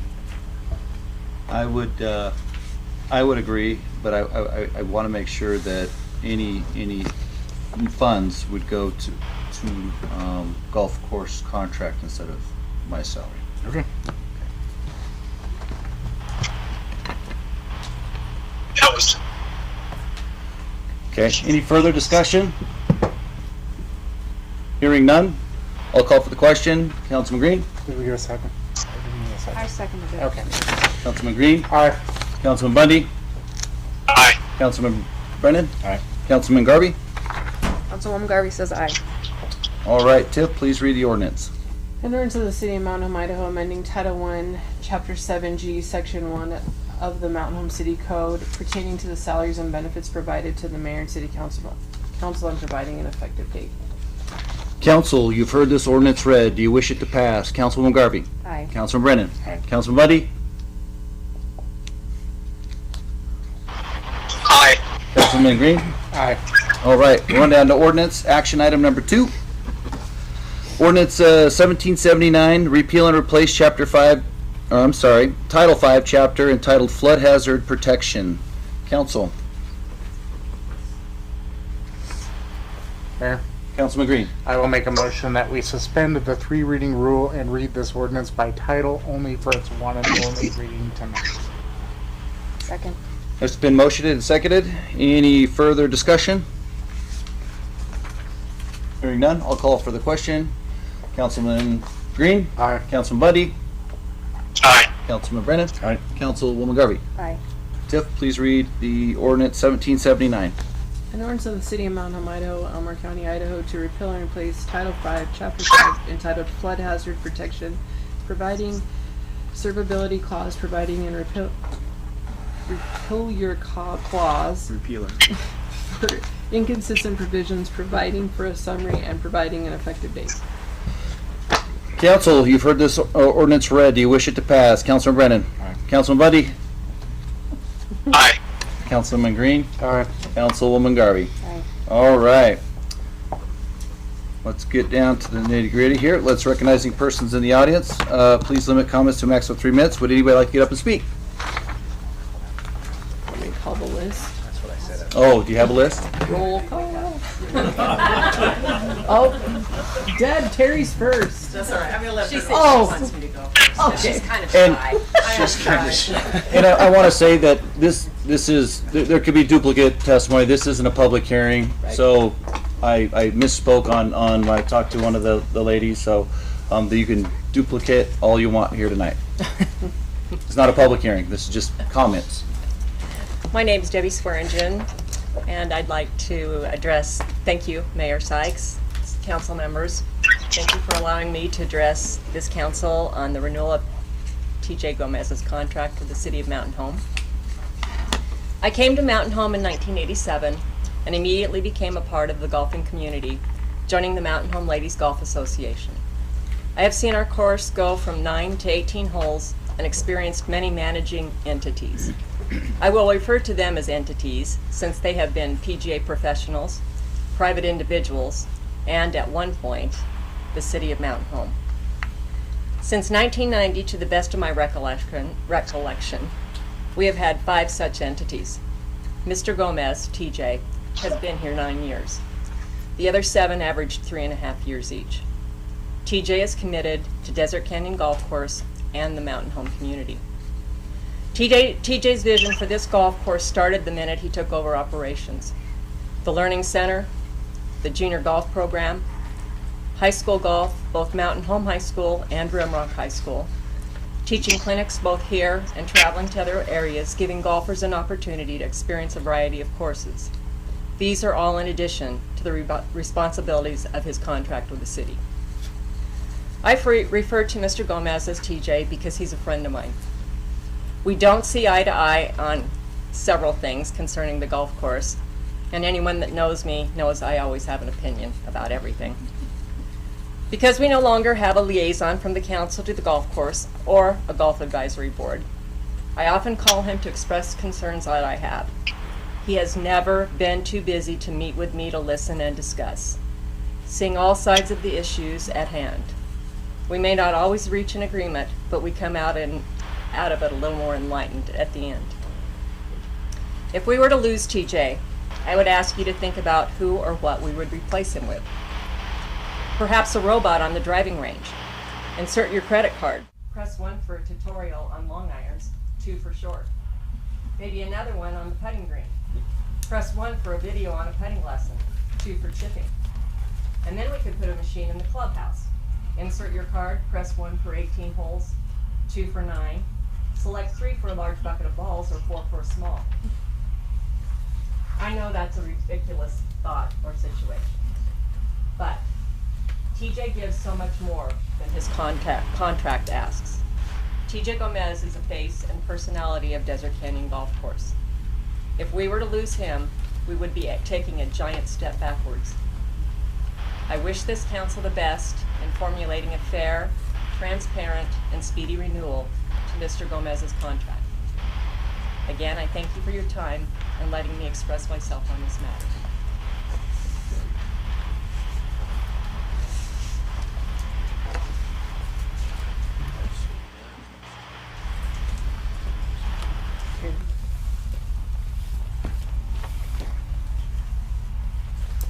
Good evening, Mayor, Council, Terry Manduca.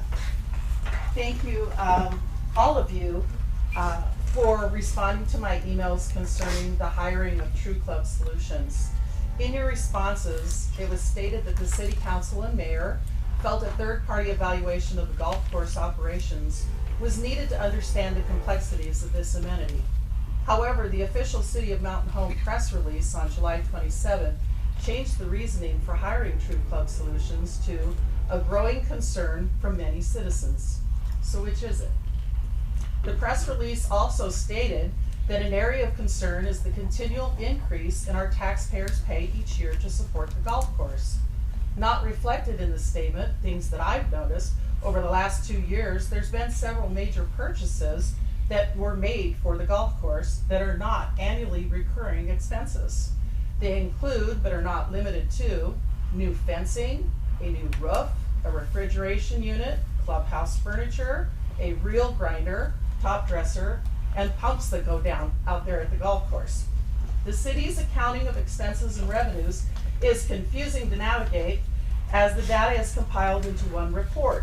It would be easier for all of us if we could see what is going on if there was a differentiation between the greenskeeper, the golf pro, and the restaurant manager. As a taxpayer, I understand the importance of amenities like the golf course, library, airport, and parks. And businesses that look to locate here expect those amenities. Municipal amenities are not operated for profit, but are intended to provide use and enjoyment for our community. It should be noted that the city is who sets the fees for the golf course. These fees include season passes, green fees, user fees, trade fees, golf cart storage fees, and golf cart rentals. Last September, TJ's contract was set to expire. The city extended that contract for only 1 year, which signaled a potential concern of contract terms. TJ received a certified letter dated June 29th this year. The letter let TJ know that his contract would not be extended as currently drafted. The city requested financial data, which Mr. Gomez provided by mid-July. To my knowledge, no attempt was made by the city to meet with TJ to discuss his contract before or after the information was requested and or submitted. Which gets me back to the vote on July 25th to hire True Club Solutions. Why did the city wait so long to make this decision knowing that Mr. Gomez's contract would expire prior to receiving the results? It was said that it was going to be 30 to 45 days. Why are the mayor and council proposing an extension of only 90 days this evening? I find the timing suspect and it reflects poorly on the city. Have any of you given any thought to what Desert Canyon Golf Course would look like without Mr. Gomez?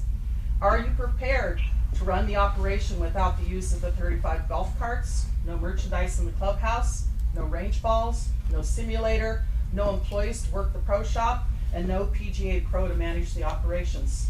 The city tried this once and they failed miserably.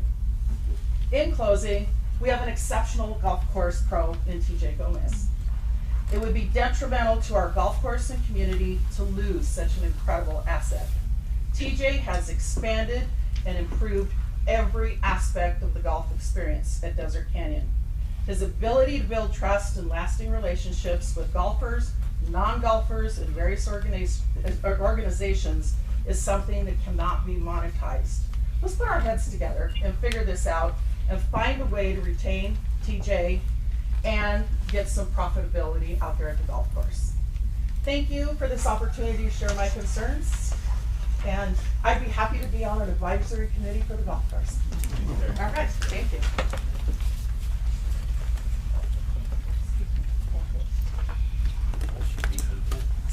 Sorry. Oh, that's all right. Mr. Mayor, Ladies members of the first. council, thank you for allowing me to speak. My name is Mary Young. I'm a CPA. I'm a CFO for a large company in Boise. I am hoping that your decision to extend the conditional contract for 90 days is not going to lose our golf professional, because as far as I'm concerned, he is the best PGA professional that we have had in Mountain Home. And I would like to talk to you about the numbers to back up the statement.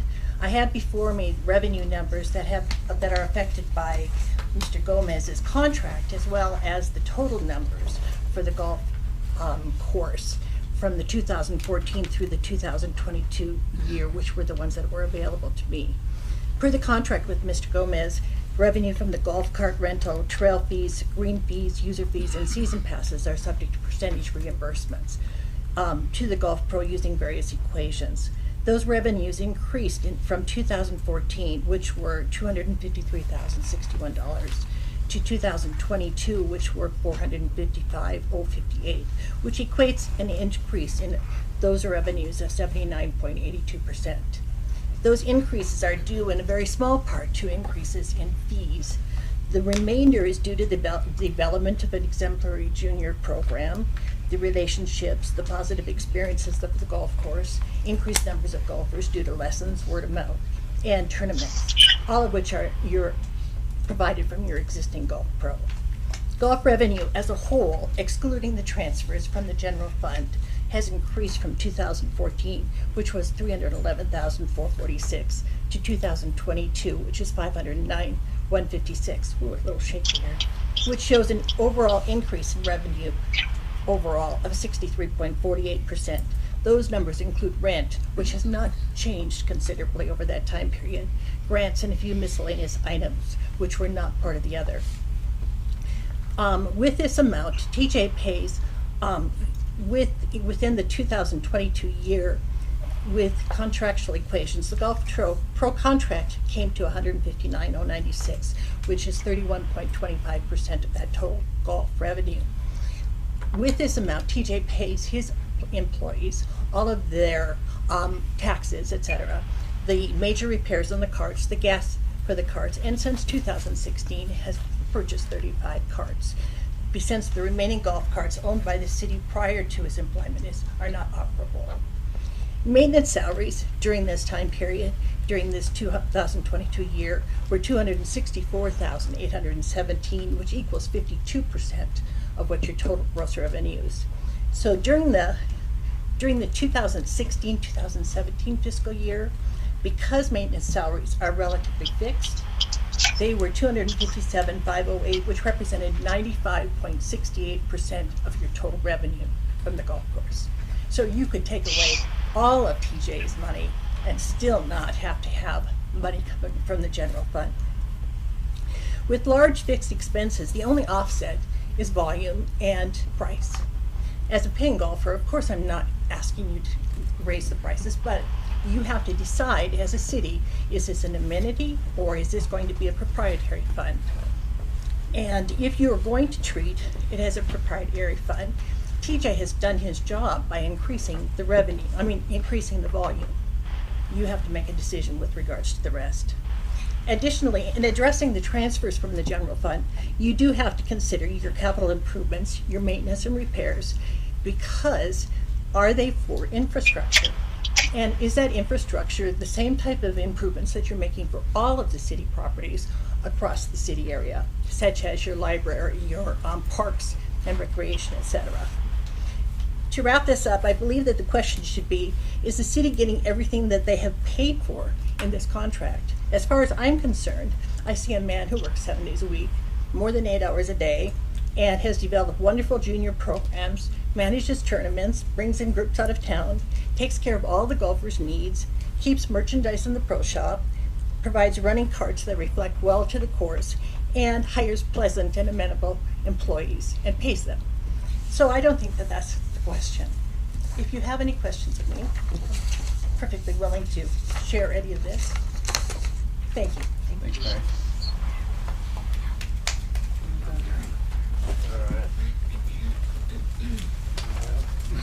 Marty?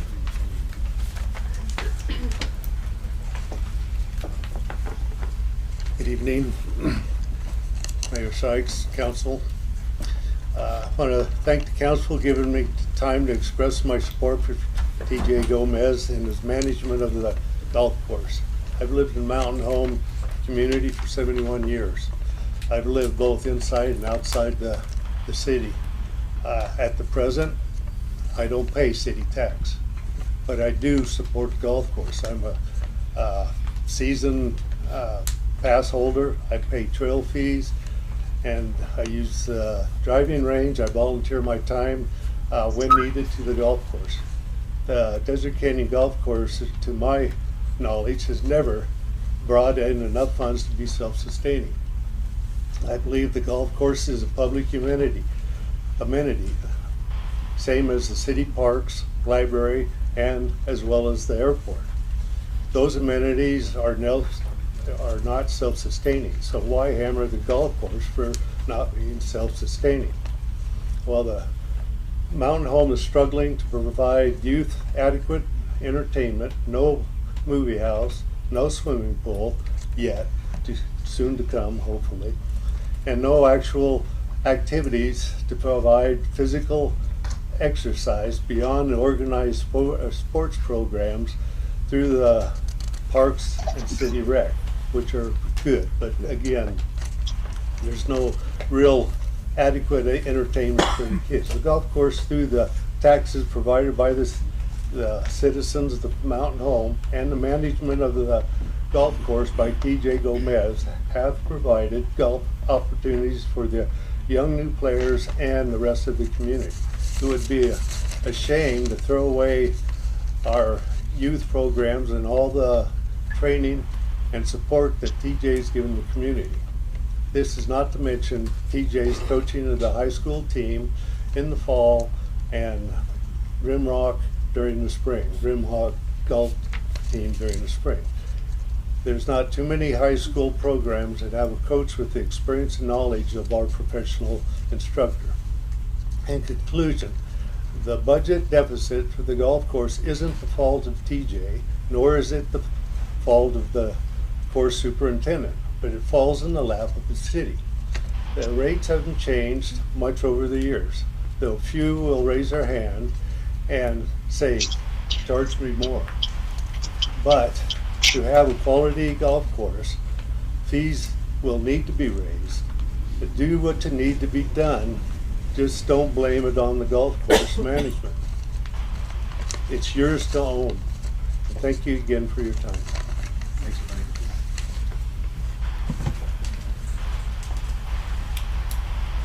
You got next, guys. Mr. Sanders? Mr. Mayor, I'd like to ask a point of personal privilege.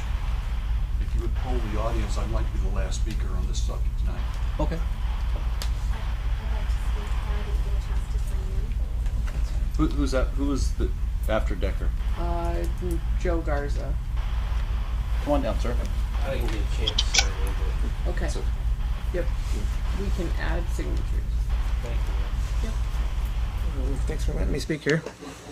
I submitted a letter Here in regards to the motorcycle guy, after this part. Submitted a letter a week or two or so ago. Not sure if you guys had an opportunity to look at it yet. I'm just here to open the door and see what I have to do to get in there and open that track back up. All right, Tiff, you want to take that one? This isn't a Q&A. This is just making a statement. So how about we do this? Give me your number. Okay. Do you have it? Yeah. Okay, We and have then we'll reach out tomorrow. So, Okay. Joe, just so you know, we now have 3 other people interested. Oh, okay. So it'll probably go to a more formal process. Okay. So. Okay, it's just checking in, just Yep. trying to see what's going on. You're good. Sorry, Oh, no, this is just I was statements. checking in. I No, just here, haven't heard yeah. back. So sounds good. Thanks. Thank you. Who's next?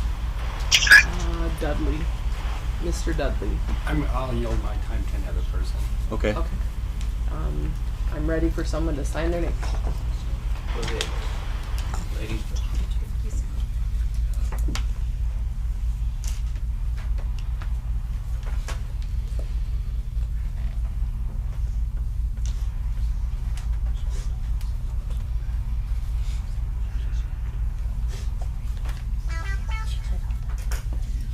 Mayor Sykes, my name is Rochelle Ruffing, and I live in the county as well, but I own a business here in Mountain Home, and I'd like to speak on behalf of TJ Gomez as well. I have been very embarrassed and quite appalled at how our city council and our mayor have handled the renewal of Mr. Gomez's contract, and I really appreciate your apology to him, because as I've looked at the numbers that Mary Young and Mr. Sanders have presented to me as well, we should be not only renewing his contract, but we should be offering him compensation that is on par with what is a common golf salary. There's been rumor that we're paying TJ too much money, but his base salary is only $4,100 a month, and it's been that amount since 2014. And if you go on Glassdoor.com, as of today, a golf pro with TJ's experience should be compensated in the amount of $78,000 to $102,000. That would be what he is fair to him. I also want to make comments about the overall experience of our golf course. And I'm a speech-language pathologist in town, and I am very, very grateful because TJ has allowed children with disabilities on his course that have autism, that have Down syndrome, and he has kindly worked in conjunction with me to make a safe and a fun environment to teach the children how to accept people with differences. And I know that if Mr. Gomez isn't on this golf course, that other golf pros do not welcome children on their courses, and they certainly don't want children with disabilities. And I really respect TJ, and I've worked alongside with him and plan to work in the future. I'm very concerned that your extension of his contract is going to destroy the relationship with him, and I am shocked that other golf courses aren't reaching out to hire him because the numbers are so overwhelmingly in favor of a good golf program. Mr. Gomez is committed to our community. He lives here. He's raising his children here. There's nobody else that will apply for this job, and I think it's a very severe mistake to postpone the renewal of his contract. And I respectfully submit my opinion to you, and I wish that you would reconsider, and I'm open. I also wanted to point out that if Mr. Gomez is not at the golf course, the city will need to replace the 35 golf carts, and they run between about $6,000 and $7,000, and when I do the math, that means the city would have to come up with about $200,000 to $250,000 to replace just the carts, not to mention the revenue that you're going to lose from that, and the overall revenue that would walk away with Mr. Gomez. And so again, I would ask that you would reconsider your extension, and that we figure this out sooner rather than later before another golf course picks him up. Thank you. Thanks for sharing.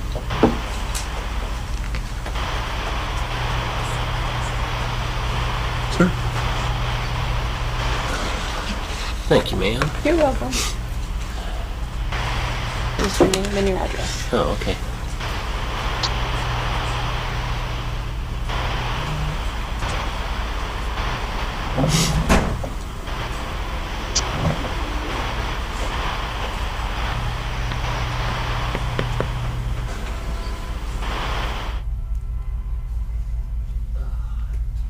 Hi, Mayor. How you doing? Council people.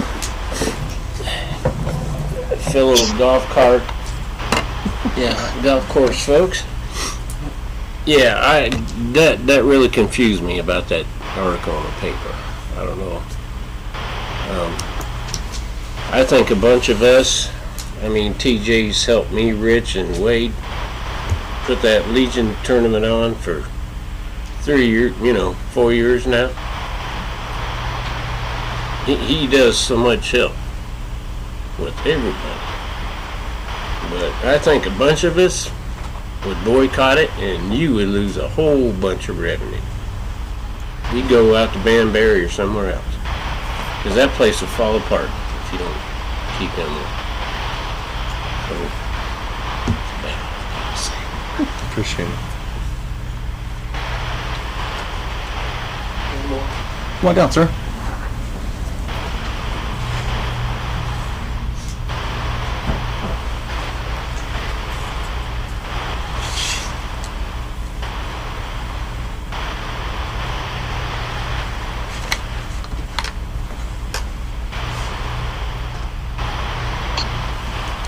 Been here since 1998, and I'm in support of TJ. And been golfing here since '98. Golf on base a lot. And by the way, my name is Larry Long. Retired from Mountain Home. Been here since '98, and retired on Mountain Home Air Force Base after 30 years of military. And don't play a whole lot of good golf, but I play golf. kind of like me. Yeah, like Jay. However, been playing since '98, and this is the best I've seen this golf course since that TJ took over. And it depends on who you get, who you're going to replace him with. I would go on base and start golfing. I will not golf on the course. So it's been improving, and it's improving every day. It's show improvements.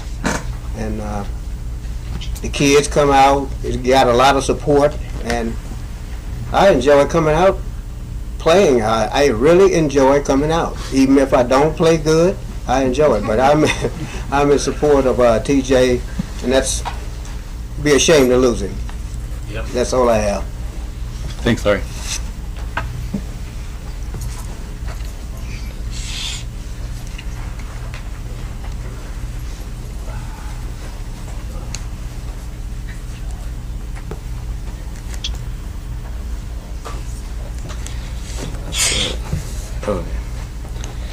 So, dear Councilman and Mayor, hi, my name is Sam Vogt, and today I'm going to be talking about TJ Gomez's contract. So, I'm going to tell you my life story about how long I've been playing golf. I've only been playing golf for 2 years ago, this September from now. I picked up my first golf clubs and I met TJ Gomez. And I wasn't allowed to touch my clubs until adolescent with TJ. Strict parents.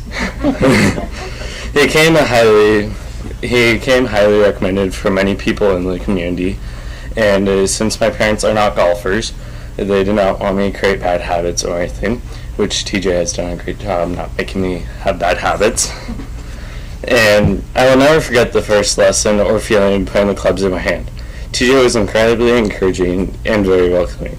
He had my lesson was very positive and spoke in the language that I could understand as a non-golfer. I immediately fell in love with golf. I have continued lessons on a regular basis since that day. I've joined the high school golf team, which is won their hats, and they are getting more Tiger gear. Like we have towels and all this stuff that has TJ provided.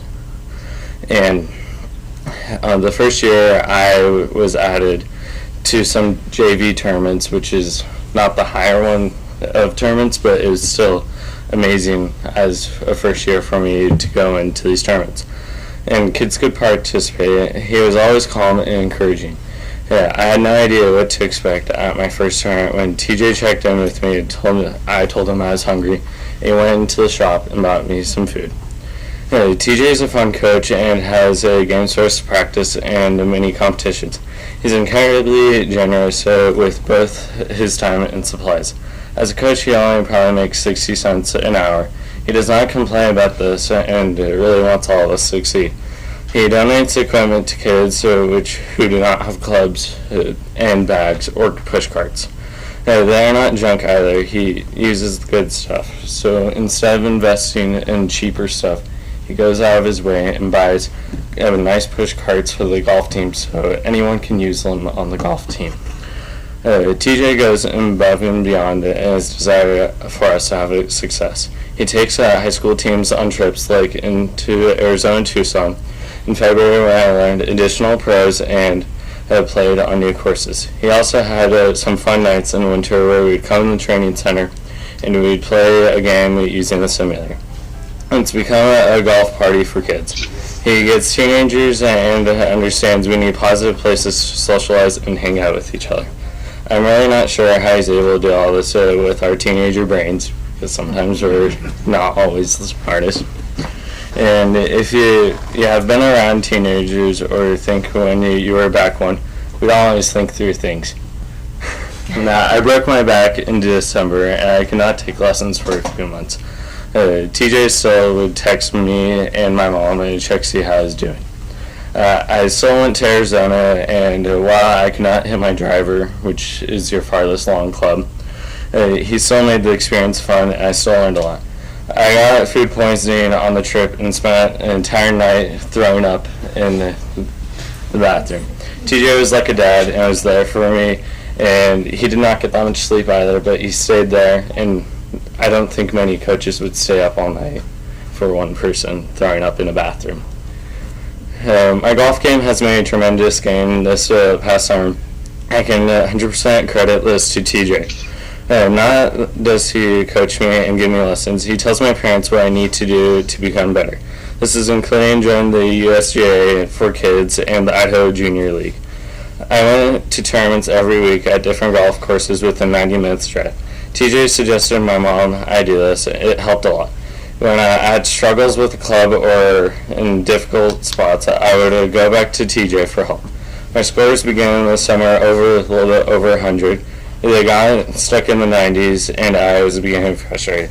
Again, TJ was there to help. He talked about a lot of the mental part of the game and how to deal with it. He suggested a book to my mom, and we both read it. It helped a lot. My last two tournaments this summer, I had the best scores ever. I shot 84 and 88. I broke 90 because of TJ believed in me and because he is an amazing coach. As he goes above and beyond and what I've ever expected, he helps fundraise money through tournaments such as the Nick Truba Memorial Tournament and has raffles for items communities have donated. He also has community members who sponsor kids or equipment. This money helps pay us for at different courses, such as when we go to Junior League and had play day this past spring. The donations also help purchase equipment for everyone to use this year. He was able to order shoes for us, the entire team. He wasn't asked to do any of these things, but he did it because he cares about us. I have been super excited to start high school golf season till Thursday morning when I found out TJ might not have his contract, and his current contract would end by the end of September. This means I will not have a coach, and I don't know if we'll have a team.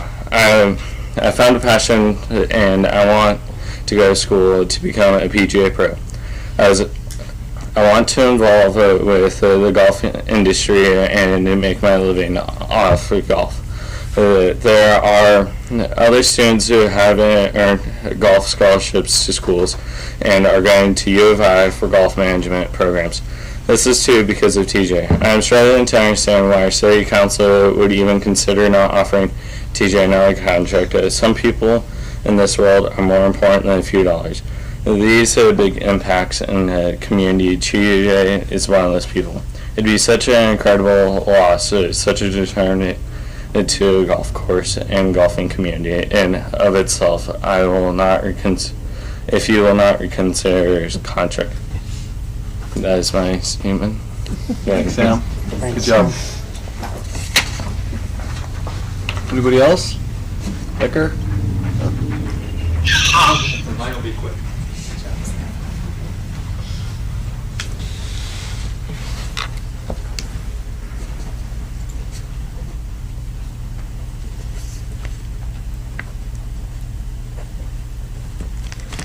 Okay, my name's Bud Adams, and I'm talking about the issue that, let's go to another reflection on this whole thing. My wife Karen and I helped Tony Reynolds with a golf for a cause, and I talked to her last week, and she has raised in her golf tournament, which TJ is a huge part of, $362,000. So that's a part where the community and the whole state is getting some help out of TJ's work in Mountain Home City Golf Course. So just another broader point of the picture. Okay? That's it. Thanks, Bud. Decker?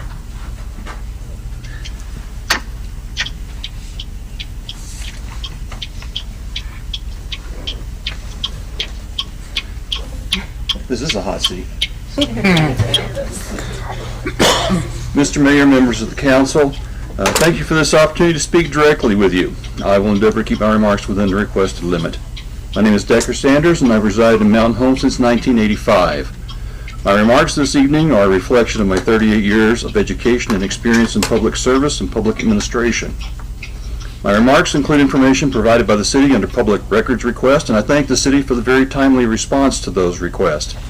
In addition, I was provided with additional public documents and other sources for my review. I will first refer you to the TCS agreement you have with this evaluating team that's coming in. In particular, I ask you to refer back and take a look at Section 4 of that document. In that document, on review, you'll note that the contractor clearly states, by the way, I'll use the term contract, contractor, and agreement, memorandum of agreement, memorandum of understanding interchangeably, because through the course of my years as a contracting officer, I've used all, and they've all wound up being essentially the same document. Okay, that said, when you review Section 4, you need to please note the contractor clearly states that the city has acknowledged that the financial products produced under that agreement cannot be guaranteed or used to induce any action. And with that said, I refer you back to the 90-day extension you just passed in sections H and I. Continuing on, in Exhibit A, which is your scope of work, in other words, what is it you're expecting this contractor to do for you? In part it reads, quote, via document review, TCS will analyze historical profit and loss statements. They compare the operating numbers to those of comparable facilities within the Troon portfolio, unquote. Please note that the parameters for what will constitute a comparable facility within the Troon portfolio are not delineated. Will they include only municipal-owned courses? What about population in both the city and the county? Average median income, city and county? The accessibility of other publicly accessible golf courses? And the proximity of a semi-private course, which is essentially Mountain Home Air Force Base, because authorized persons can take guests there. Now, comparables are really important, and I think the newspaper article last week is a great example. The article quoted a website around salary for a golf professional, and it quoted that average salary currently is around $43,000. And to the extent that that information was published, it was in fact correct. If you go to that site and you plug in and you ask for a salary range for a golf professional, you will see the numbers presented in the paper. But if you don't take the time to go look at what the job description was behind that title, you'll see that those duties and responsibilities are nowhere close to the level you're asking of your current golf manager. And when you go matching job description to the requirements in your contract with the golf manager, you'll find the description of head golf professional to be the more accurate match. And the median salary on salary.com right now for that head golf professional sits around $53,000 with a big caveat stuck on the bottom saying many jobs offer substantial bonuses in addition to salary. Comparables matter. One of the products you're going to be getting from this company is called SCORE, S-C-O-R. It stands for strengths, challenges, I can't remember now exactly how it's spread. I didn't put it on. It's a score report. What it is a high-level review of an organization. To obtain the greatest benefit from using the products from TCS, the information needs to be validated, just like your comparables a minute ago. You need it especially with respect to the comparables used for the analysis and the data used for any forecast. As a strategic document, any operational or organizational plan will need to be compared to current conditions, modeled, a transitional plan developed, and any substantial changes phased to ensure proper implementation and retain the ability to identify and mitigate any unintended negative consequences. Now, it's well established that terms within a contract are the only enforceable ones after a contract's signed. Phone calls and emails exchanged before full execution but not reflected in the final contract document becomes matters of convenience. Notably missing from this contract is any term related to when the products are due to the city. It could be a couple of days after the on-site visit, it could be many months. Now I want to turn my attention toward the notice of termination letter that was dated June 29. This letter acknowledges the initiation of current negotiations by describing it as, quote, the exploration of a new agreement to begin at the closure of the pending agreement, unquote. It then reinforces the city's option to not continue with the current contract. Quote, the city will not extend or continue with the current present agreement as currently drafted, unquote. It then requests records since the initial inception of the contract for, quote, financial data contemplated in the agreement, cites paragraph 3Q. Notably, the city needs to see all revenue received from whatever source, both gross and net, including but not limited to, and then it goes on. When we go to the cited contract section 3Q, it says in part, quote, to keep and maintain accurate records and accounts of all receipts mentioned in the preceding section. When we go back to that preceding section, we find that the golf manager shall be required to use the same credit card merchant account company as the city and be responsible for his credit card machines, which shall be separate from the city's, and shall be responsible for all fees associated therewith. No private funds shall be commingled with city funds. That's the scope of your authority under that provision in 3Q.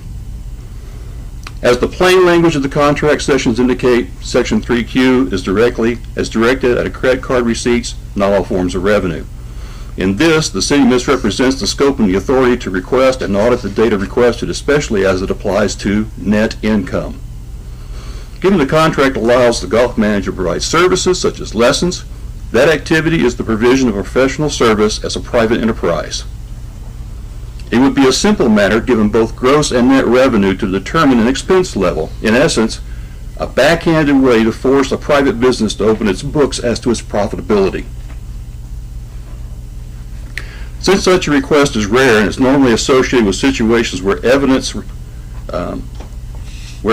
failing in one or more contract requirements are related to the financial viability of the contractor, there's no such evidence in this circumstance. This request is not supported by contract requirements, it overreaches, and it serves no purpose supported by any evidence of contractor misconduct. Given the contract manager, or the manager is required to report all income received by all other sections in the contract, the city asks for data the golf manager already reports on a daily, weekly, annual basis in accordance with the contract. Last note. As to the state of the negotiations, they were initiated back in April. There was a proposal provided. It was rejected. Several requests for information and questions were either redirected or not responded to, and then the notice of termination letter was sent. Starting negotiations and then shutting down communication. Providing notice of termination and requesting information already in possession of the non-responding party, in addition to misapplying contract terms in order to coax financial information not covered in the contract, i.e. the private business financial stability, offering a 90-day contract extension that neither extends the contract for 90 days but rather overlaps the active contract, but would only be applicable to certain enumerated sections, will not likely make the National Labor Relations Board list of best practices, but rather bad faith in negotiation. Piecemealing a contract citing sections of a previous contract. Do understand, from the perspective of what I see right now, you just passed a contract that's going to overlap an active contract. Unless, of course, this is going to be this 90-day extension, which is not 90 days in length, is actually going to terminate the existing contract in its process. And now you've got recitals to a dead document in your current contract. So, what I'm going to ask, what I hope you will do as council, is consider a motion to reconsider your previous decision, to undo that, and to take into consideration that 2014, if you look at the dollars in 2014 TJ began with, and you move up according to the Consumer Price Index to today, and you look at how much more money would be required just to keep the same buying power of that 2014 dollar, you'd have to raise the salary 28%. Instead, he asked you for $200 a month. You spent $22,500 for someone to come in and give you their ideas of how to get things in better shape. It would be an abundance of good faith to consider a longer extension, say 1 year in length, providing at a minimum that $200 that was originally requested, and then ensuring you have one of the best service providers for golf operations in the state with you every step of the way as you plan, review, and implement a move toward your budget equilibrium you so desperately need. Because I've been here since '85, and that's what I see. Your letter asked data from TJ in order to do a cost-benefit analysis. The people who have testified in front of you today just gave you a prima facie cost-benefit analysis. My hope is that you will take the appropriate action. Thank you for your time. I'll stand for any questions. Thanks, Tucker. Anybody else? All right, we'll run down to final comments, council. Got anything? All right, meeting adjourned.